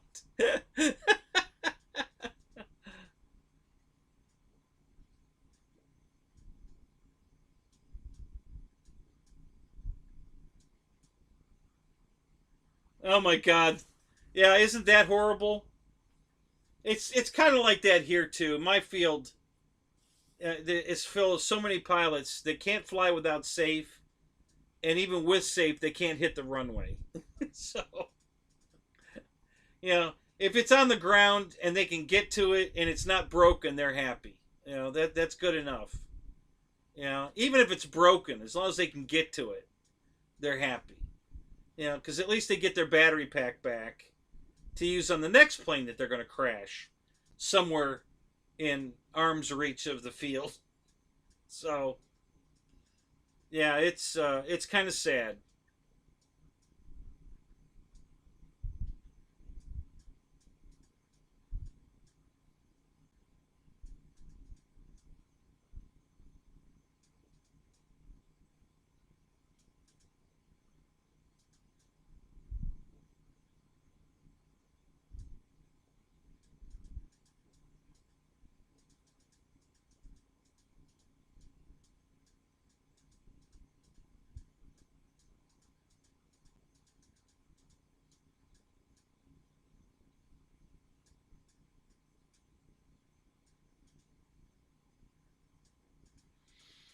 Oh, so you had one of those fake mass killings over there too? Yeah, yeah.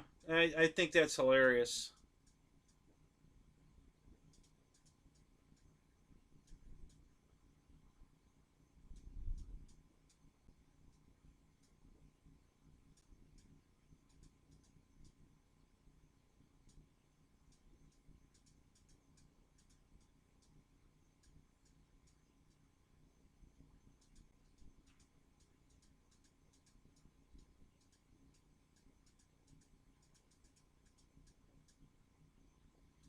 Well, I don't really have a problem with that, Alan. You know, that's a law I can live with. You know, if there's kids around and my guns have to be locked up, I really don't have a problem with that. I would comply with that law without any problem. Um, See, here in Florida, you have to if you have kids in the house and you have a pool, you have to have one of those fences around the pool. You know, if there's kids in the home, then you have to have a fence around the pool. So again, you know, that's a law that is inconvenient to a degree, but you know, okay, you know. Now, making me put a fence around the pool when I don't have kids would be unacceptable. You know, I don't have kids. I don't have kids at my house ever. I can swim. I don't need a fence around my pool to protect me from my pool. So, yeah, that wouldn't be acceptable.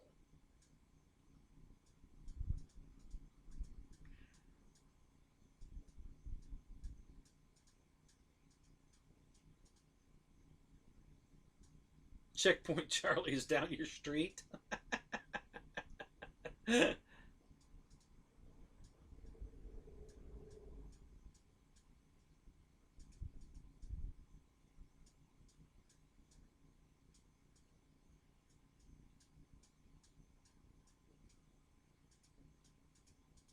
Yeah, I didn't put the safe on my Radiant. Um,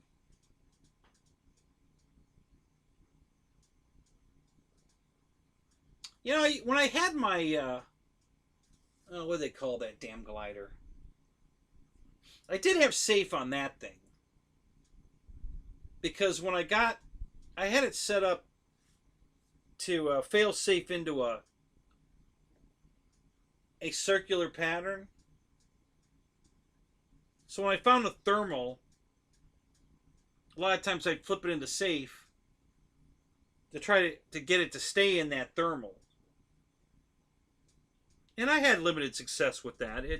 You know, I had different trim settings for in safe and out of safe, so that if I needed to punch out and cross the airstream to another spot to find another thermal, I'd flip it out of safe. It would trim the nose down slightly, and then I could penetrate and make some haul ass over to another spot.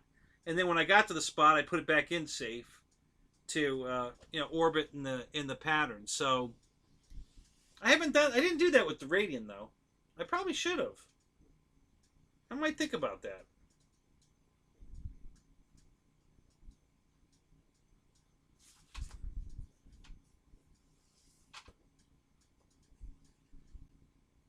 Yep, I live out in the country as well. I do have a school right across the street from me, but there's gunshots going on all around here all the time. It's just commonplace to hear gunshots.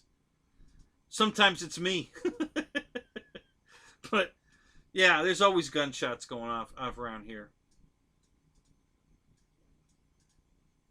I'm actually in rural county, so yeah, it's even though there's a school across the street, we're not really in a town or a populated area. It's pretty well, there's a lot of houses around. Not very many subdivisions. There's a subdivision down county line about a mile.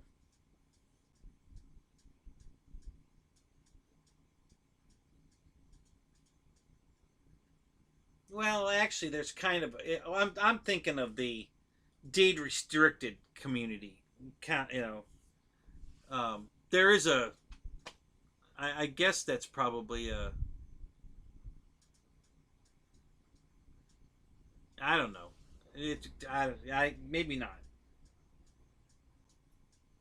It's everything around here is pretty spread out, and it's mostly trailers. A lot of trailers, a lot of houses with property like mine. I've got 3 acres. I have no neighbor to the north. The house, the school is to the east. The power lines are behind me to the west, and there's a church is the closest thing to me on the south side, and it's pretty far away. It's about an eighth of a mile, I guess. Um, yeah, that's probably pretty accurate. It's at least an eighth of a mile away, so I don't have any immediate neighbors.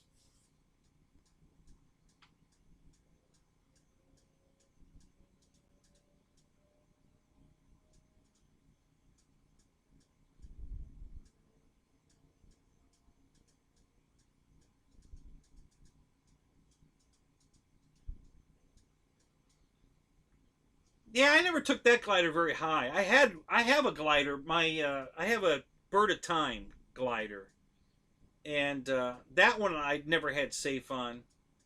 Um, don't fly Spectrum that much, so but the Radiant came from it was a bind and fly, so it had safe, and so did the other one. But the Bird of Time didn't have safe in it because it didn't come with a receiver, so I didn't put safe in it.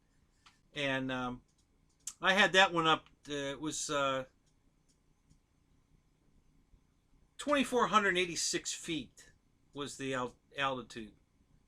The I have a telemetry module and it was giving me altitude readings, and it was a dot. I mean, I was laying on my back on the ground and keeping it right over my head because if it went off in any direction, I'd have lost it. It was so high, I would have lost sight of it. It was the only way I could keep track of it was straight up.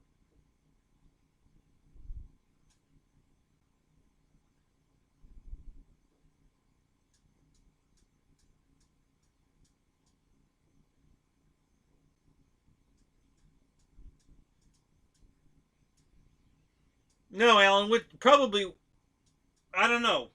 DC?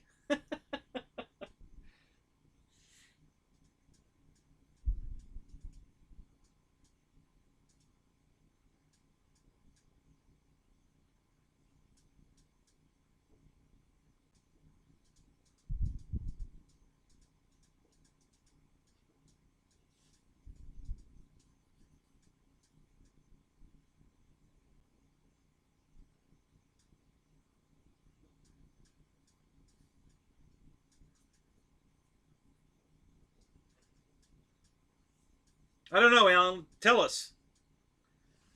Tennessee does. Really? Wow. And what's their gun laws in Tennessee?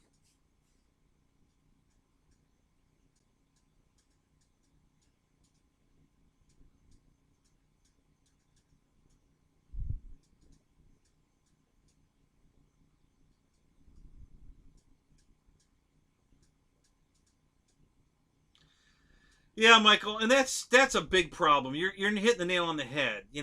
Yeah, safe's great until everybody thinks they can fly a jet or whatever. They have no experience, but they want a jet. I have so many people come in my show, new pilots, never flown anything. I don't care about any prop plane. I want to fly jets. Okay, well you need to fly first. Nope, I don't want to fly anything else. I just want to fly jets. Okay, have at it. you know. So I just I don't even talk to them anymore.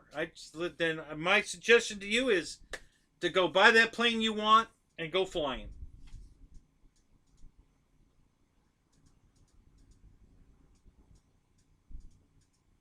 You must shoot your TV once a year. Is that a law?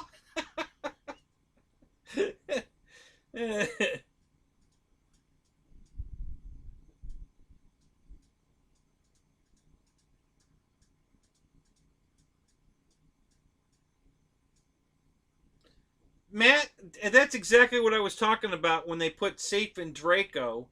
Told you could fly it with a 7,000 pack, and yes, it can be your first airplane because it has safe. Okay? Yeah, that's exactly what I'm talking about. You know, their marketing strategy is to sell airplanes. They don't give a crap whether you can fly them or not. They just want to sell it. You break it, you fix it. Pay the money. That's what they care about. The actual flight experience they don't give a crap about because they certainly wouldn't put safe in a 12 V1200, and they certainly wouldn't market it as a beginner airplane. Hell, they came out with a jet and market it as a beginner airplane. I mean it's just stupid.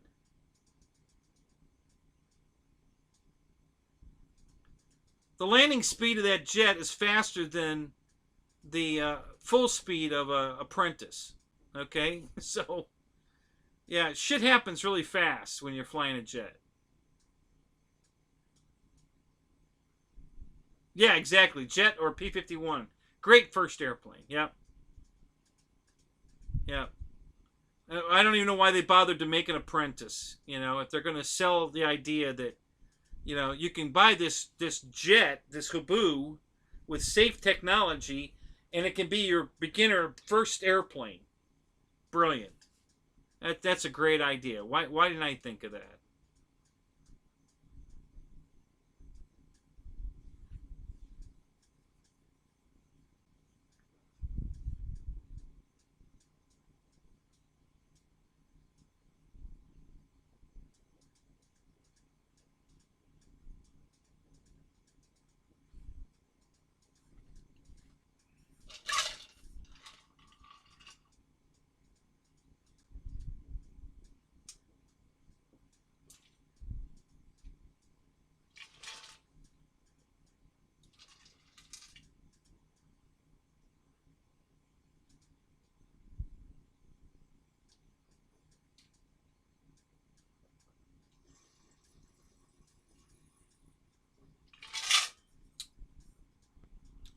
Exactly, Michael. Flying the timber at night, it's a good time to have the safe on. Plus, the UMX Turbo Timber or the UMX Timber, I have both, fly so good with the safe on. I mean, the plane's pretty damn maneuverable even with the safe on. It doesn't take a cornfield to turn it around. So, it's not really. I like flying it both ways. I'm constantly putting the safe on and off, depending on what I'm doing with it. Um, just because I usually only use the safe when it's really windy, because in a super windy conditions, the safe just makes the plane so much easier to fly. It doesn't get tossed around so much. So if it's really really windy out, where nobody's flying anything because it's too windy, I'll get the I'll get the UMX Timber out and fly that. They're all looking at me like, "How the hell? What?"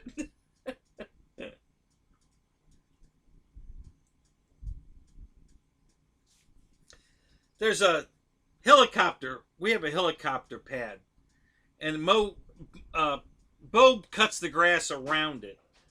So this particular runway, which is where I park on that runway, has this rounded corner off. So I usually get a chair and I sit out there next to the runway, and I just keep flying the pattern around that circle.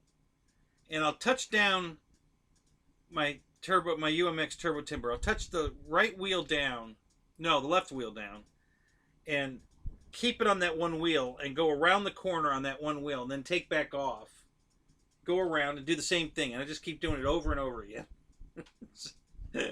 It's a lot of fun. So Right. Just use the rudder.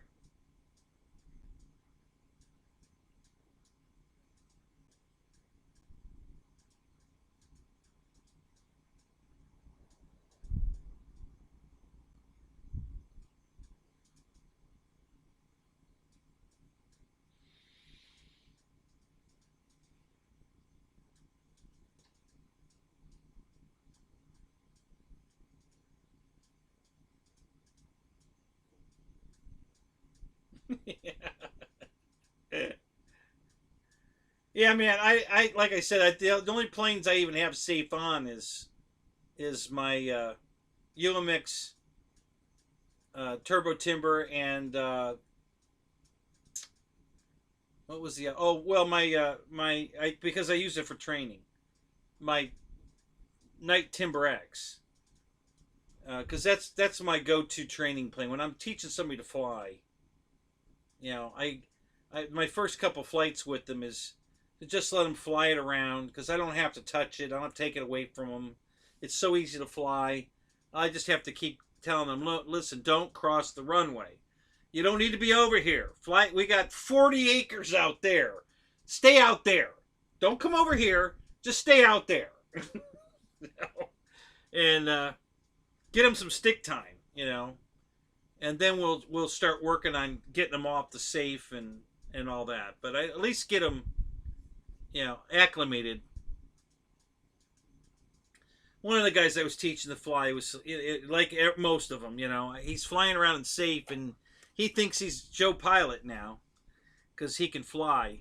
And he really isn't even landing successfully. He still thinks he's Joe Pilot. And he's asking me about a jet. And I'm like, Ronnie, you're not ready for that. Oh, yeah, I'm doing great. I said, really? Okay, come on, let's go fly. And he puts it up there and he's flying it around. I says, you're doing okay? He says, oh, man, I've got this. And I flipped the safe off. He started squealing like a little baby. Oh, my God, turn it on, turn it on, turn it on. So I turned it back on. I said, okay, you still want to buy a jet? He's like, no, I think I better keep flying. Yeah, you got a long way to go before you're ready for a jet, Ronnie, okay? Let's learn to fly the plane. Listen, when you can fly your apprentice around the field inverted, you're ready for a jet. Until then, just keep flying this.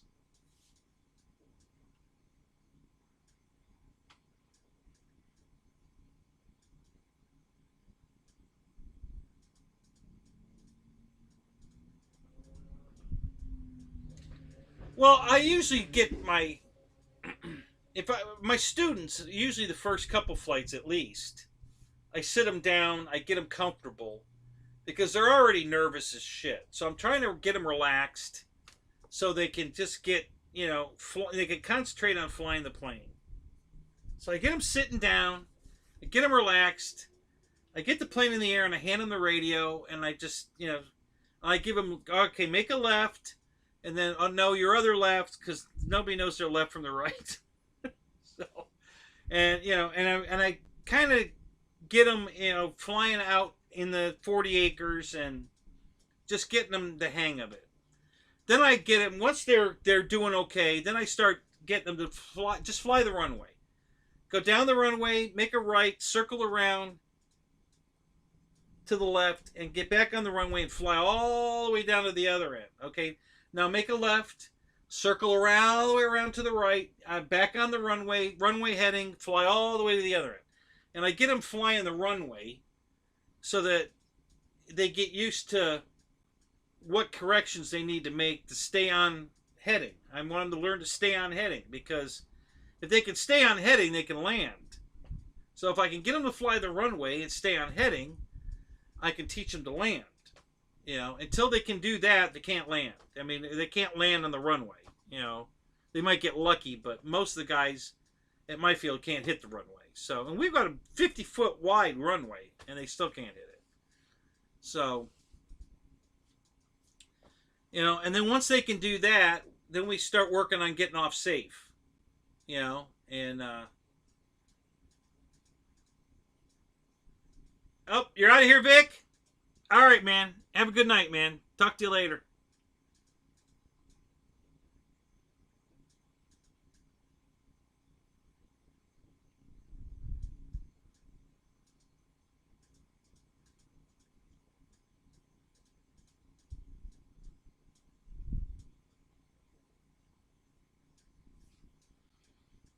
So the only thing I usually use Expo on, Matt, is the rudder. Because some planes are just too, twitchy going down the rudder, going down the runway, and it could be a tail dragger or a nose gear plane. It, it just depends. Every plane's different. So when I've got one that's twitchy like that on the rudder, I'll put Expo on the rudder. Mostly I don't use Expo. I rarely use Expo. But if I do, it's usually only on the runway, on the rudder. It just makes ground handling better. Don't need it in the air. But, all right, Victor, you have a good night, man. We'll see you later.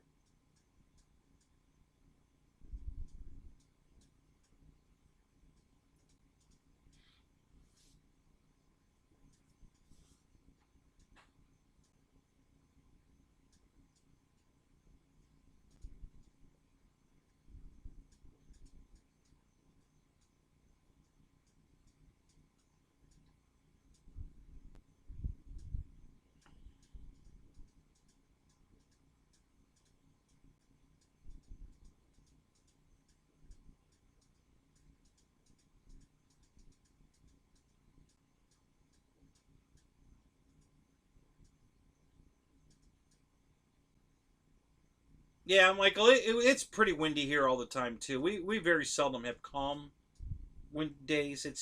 It's usually some wind.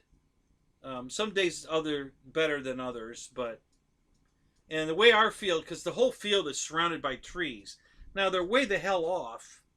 You never need to fly near a tree, but nevertheless, guys put planes in trees all the time, and but the wind coming over the trees, it gets turbulent in the bowl. In the bowl we're flying. It's a big bowl, but still. So we'll get that, if you're flying at tree level or below tree level, at certain parts of the field, you get a lot of the turbulence from the wind rolling over the top of the trees. But that, I mean, it's just something you have to learn to deal with. It's not that big a deal, but, it's just part of the hobby. It's part of flying an airplane. And on days where we're really getting nasty crosswind type turbulence like that, well, those are the days I'll fly something like my RV8 or the Carbon Z T28 or my Avanti S. I'll fly that in those conditions. That's really not a good day to fly the pits. You can. I do it, but I've gotten to the point now where I really don't want to fix airplanes anymore. Yeah, Michael, I don't either. It's full. I never set rates. I've never set it rates. Actually, I did once, um, and I was in low rates, and I was flying a Mustang in low rates. I didn't know I was in low rates. Forgot that I had put it in low rates. I switched it. I put the plane inverted, and I was trying to fly it along, and it kept, descending, very gradual descent. And I kept giving it more and more down elevator, and I finally hit the stop, and it was still descending. And at this point, I was too low to roll it over, so I just flew it right into the ground. And I'm walking out there like, because I've flown this plane inverted all the time. I'm like, what the hell is wrong? And I looked and I was in low rates. And I said, okay, that's it. Never again. So no rates. Everything's 100%. I always have 100% on everything. I like my stuff super touchy. My stuff's very sensitive. I've got very little fingers, very little thumbs.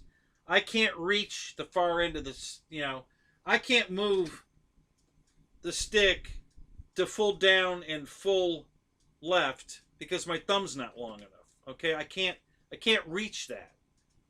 Okay, and if I need that and I can't reach it, I'm in trouble. So everything's super sensitive. So I don't ever have to move the stick that far. People watch me fly and they're like, "Are you even moving the stick?" Yeah, I am, but not very much. It's they say I'm sitting here watching you fly, and I'm watching you move the sticks, and I can't even see you moving it. And I'm like, yeah, that's because I like my stuff really sensitive.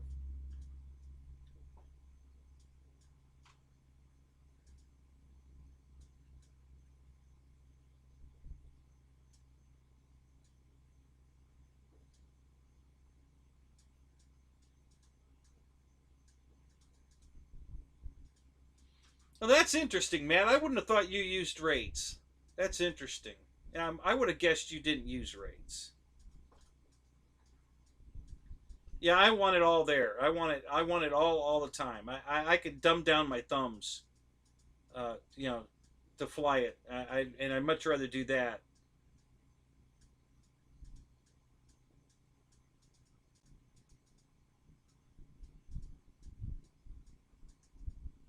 You know, I have an Aero Scout, and I've never flown it. It was given to me by we had a great guy who died at our field. A super great guy. He was a really good friend of mine, and his widow brought all of his airplane stuff to the field and gave it to Bo, the owner of the field. And she said, just give this to people you think would enjoy it. Just pass it out. So he took a couple of months and started passing different things to different people, and he gave me the Aero Scout, and I haven't flown it yet. Um,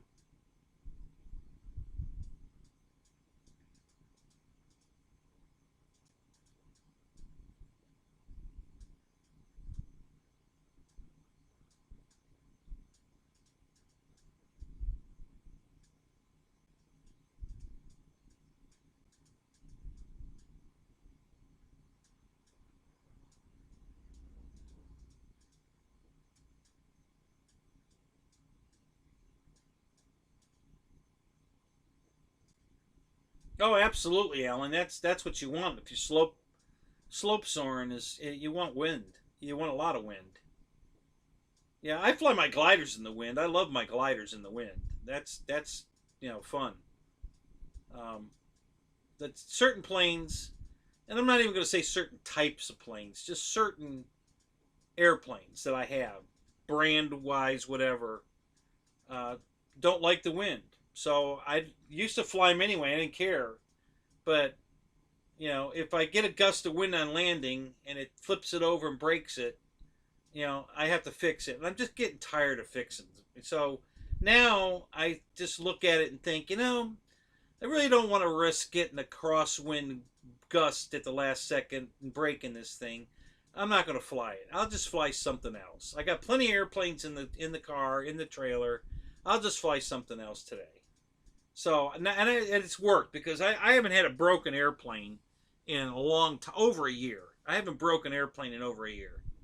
Um, Now I've had some stuff fail, like the Apprentice, or not the Apprentice, the Avanti right now is a bad aileron servo. It just went bad. It's not from a crash. It just went bad. So I got to fix that, which is just as annoying. um, you know, as if it had crashed it or dorked the landing or whatever and had the servo go bad, or it just went bad on its own. I still got to fix it. So I'm just as aggravated. But I just like to take the risk out of it. So I just don't do it anymore. I'm at the point now where I don't. I just don't want to take the risk of breaking airplanes anymore. So I don't. I've got plenty of planes to fly. I'm just going to fly something I know I can handle the conditions of the day, whatever they might be, and just stay with that.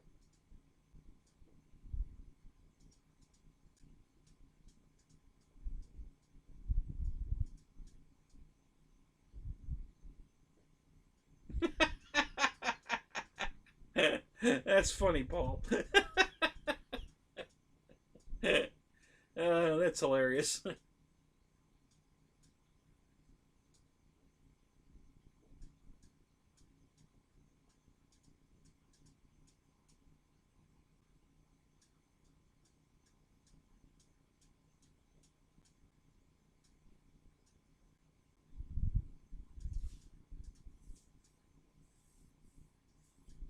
Is that right, Matt? What are you switching the rates on and off? Is that what you're doing?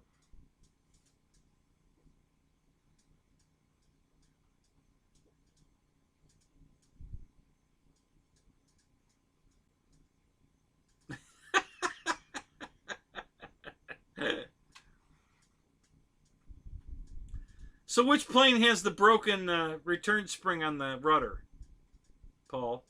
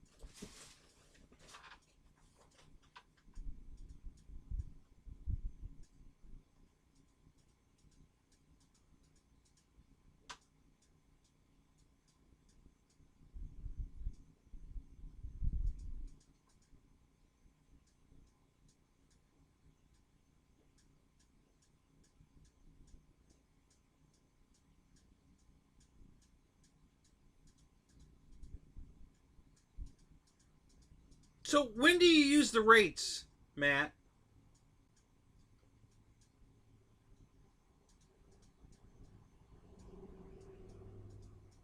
Yeah, exactly, Michael. My rates are in my fingers. That's what I teach my guys. I said, don't dumb down the airplane. Dumb down your thumbs. Learn to you use less inputs to fly the airplane. Don't take throws out of the airplane to make it easier for you to fly. Because the problem is you might need that rate. You might need high rates to get yourself out of a problem. And if you've got it in low rates, you're not going to remember to switch it back into high rates. In a panic situation. So yeah, that's why I don't use rates. I just dumb down my thumbs.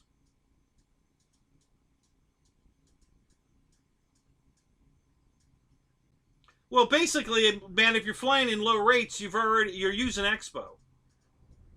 It's the same thing basically, except you've got expo on the whole throw instead of just at the low end. Whereas if you were in high rates and used expo, you wouldn't have to put it in low rates. You're already in low rates when you're just barely moving the sticks around like you would if you had switched it into low rates. But if you need more, it's there. You always have all of it. You just move the thumbs farther. So that's why I use expo and no rates. Um,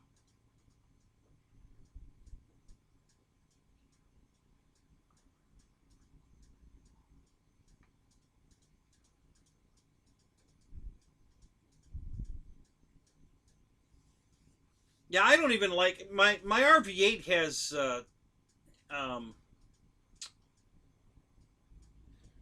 one of the settings puts the plane in crow, and the crow goes away with the throttle. So as you throttle up, the crow goes away, and then it comes back when you kill the throttle. And I can't even get used to doing that. Um, I just, it does exactly what it's supposed to do, and it works fine. But it just doesn't make me. I don't want to use it that much. I use it if I'm going to do a loop. So coming down the back side of the loop, when I cut the throttle, the crow is out and slows the plane down, so it makes a nicer descent. It won't, it doesn't increase in speed in a dive with everything hanging out. It keeps it slow. So I use it for that, but that's about the only time I use it. A lot of guys fly the whole time in crow, and they land in crow, and I don't like landing in crow. I like my flaps, regular air wing flaps to land. I don't like landing with the crow. So, but yeah, it's just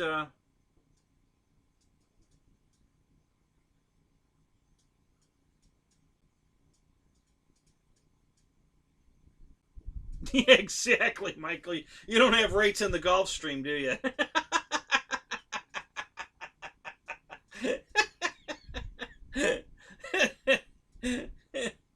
uh,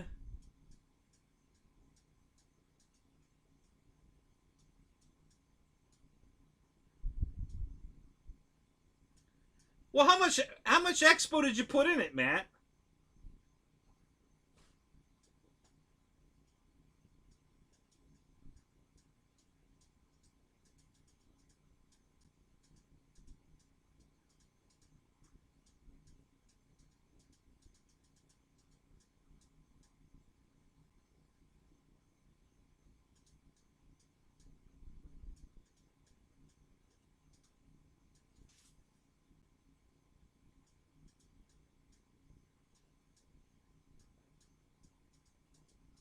I could easily set your radio up with expo in high rates to feel exactly like it would feel to you if you were flying the plane in mid or low rates. It's just a matter of getting the right amount of expo that fits the way you want to fly it, and it would feel exactly the same.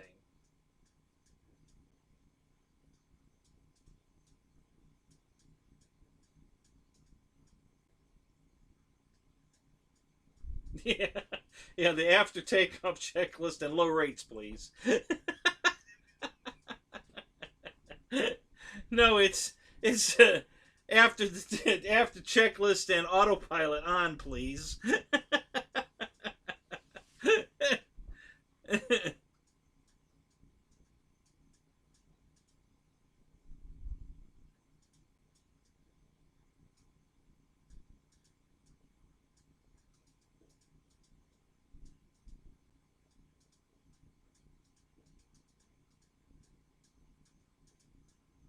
15% expo is practically nothing. You know that's only going to soften it very slightly before you're right back into almost 1 to 1. Um, I never go higher than 30%, but 20 to 30% is usually where I'm at with the expo when I use it. I don't use it very often. Um, like I said, I on the rudder, because it just softens that. You're trying to keep the plane going down the runway, and if the rudder, if it's too herky jerky kind of, the expo helps that a lot. So I use expo on the rudder, but that's about it. I really don't like. I don't like rates. I don't like expo. I just, you know, my thumbs are the expo.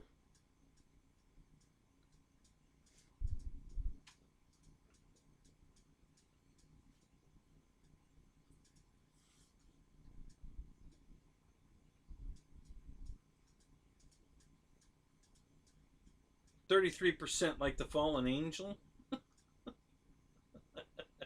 Okay. You'll keep flipping your switches. Hey, it definitely works for you, so why change? That's why the radios have all the options that they have, because everybody's different. You know, it doesn't make you any more or less a pilot. Just you like what you like, and nothing wrong with that.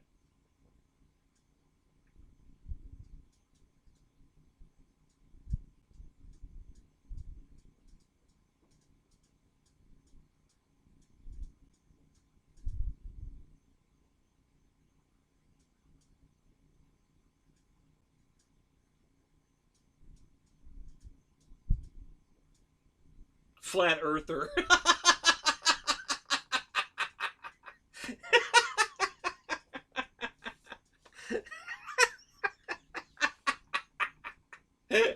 Oh God, that's hilarious.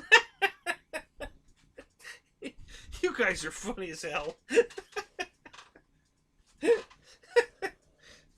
Oh my God, that was a good one.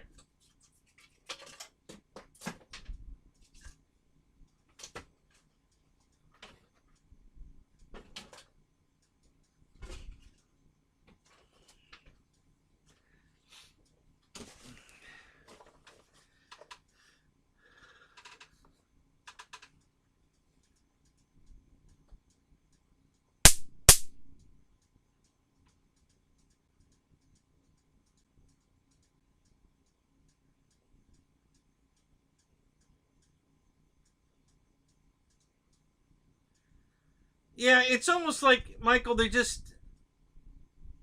looking for an excuse not to have to fly the airplane.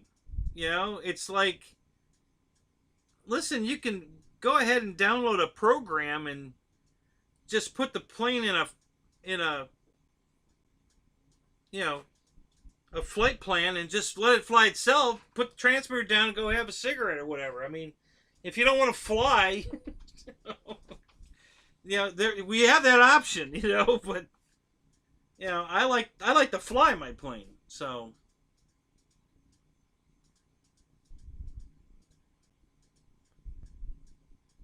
yeah, man, that's right. That's why. Yeah, because the Earth ain't flat. That's the problem.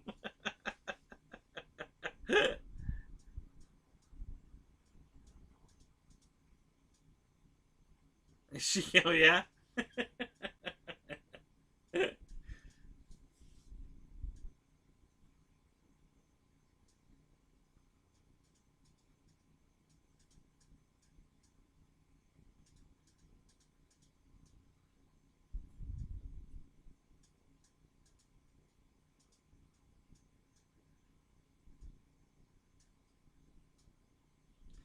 All right, Michael. Have a good night, man. Yeah, hey, let me know.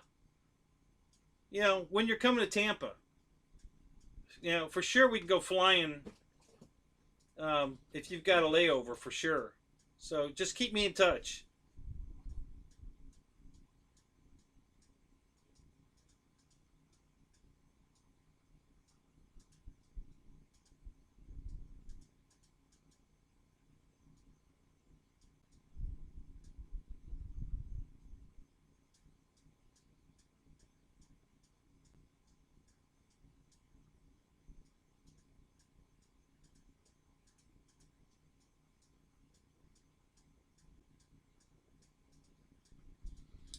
Yeah, guys, let's see. I was on an hour before this, and then when I lost it, and I've been on for 4 more hours. So I think I'm gonna call it two. I think it's late enough. What is it? 3 o'clock? Yeah, it's 3 o'clock. I think it's time to go to bed. I may want to go do some flying tomorrow. I got a lot more grass to cut, so so. Thanks for coming, guys. It was a lot of again, so much fun. You guys are a blast.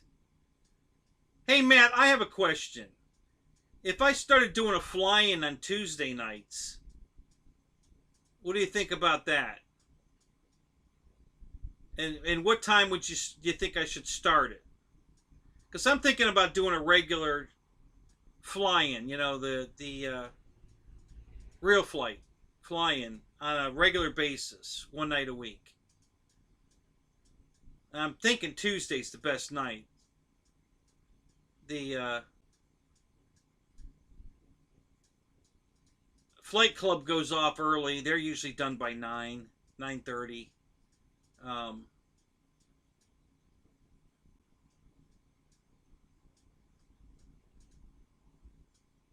what do you think? Or is there a better night for you?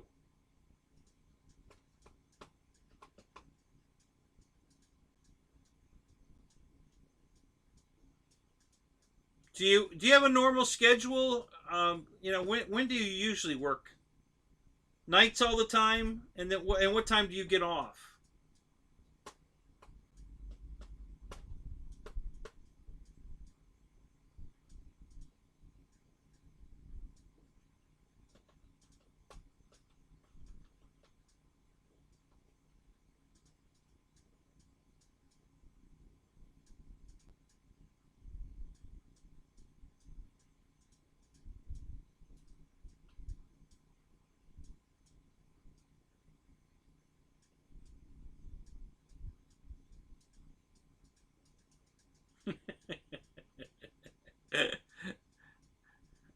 Thanks, Juno.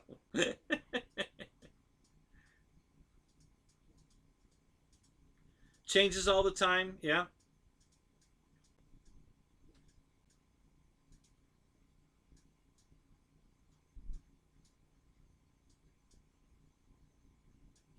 Oh crap! When did that happen, Alan?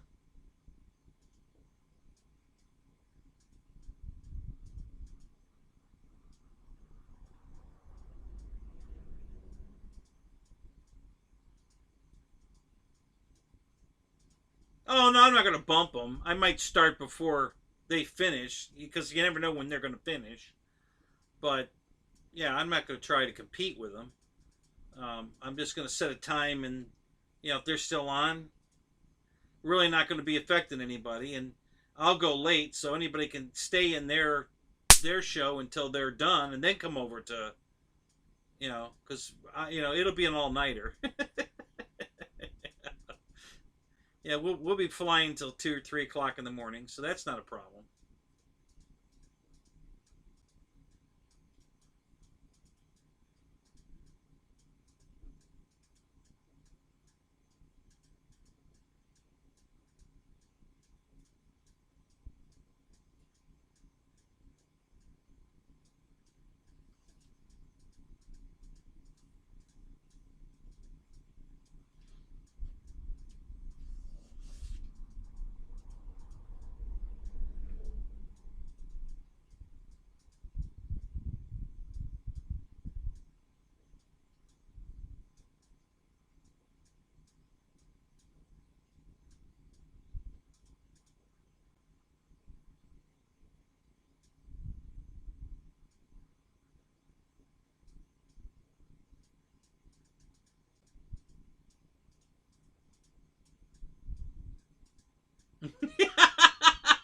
Yeah, yeah, Dave.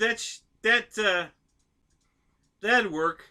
I should do it every on Wednesday till GB gives me a wrench. Oh my God. Yeah, he would go ballistic if I was doing it during his show.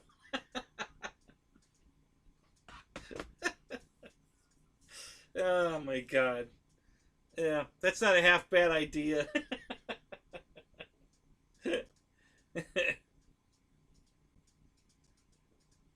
I'll just tell him, hey, start your show earlier, damn it. You start too late. We're over here on the East Coast, man. It's late. It's, it's time to go to sleep. Yeah,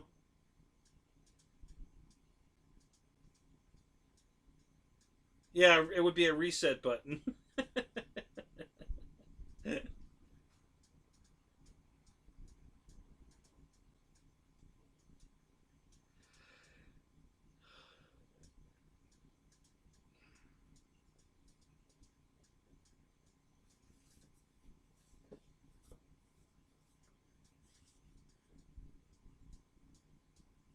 No, GB's not going to give me a wrench till I buy one of his damn shirts. So, and I'm not going to buy one of his shirts. So, I guess I'm not getting a wrench.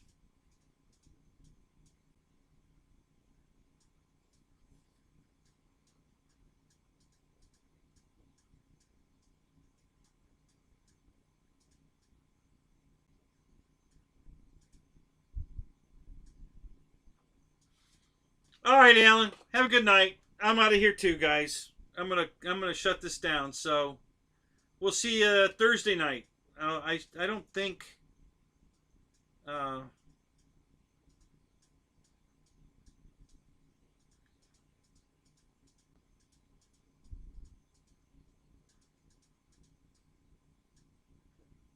Hangar 50 Tuesdays. Hangar 50. What the hell?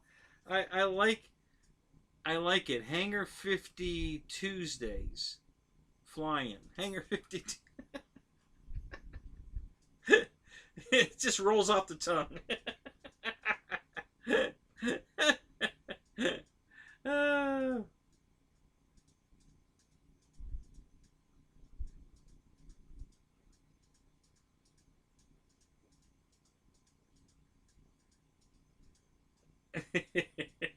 Juno. All right, guys. Take care. We'll see you later. I'll see you guys Thursday. I don't think I'm going on before then. I'm sure Air Marshal's going to do his show tomorrow night. Well, tonight. So, yeah. I'll see you. I'll see you all there. So, see you tonight. Talk to you later. Take care, guys.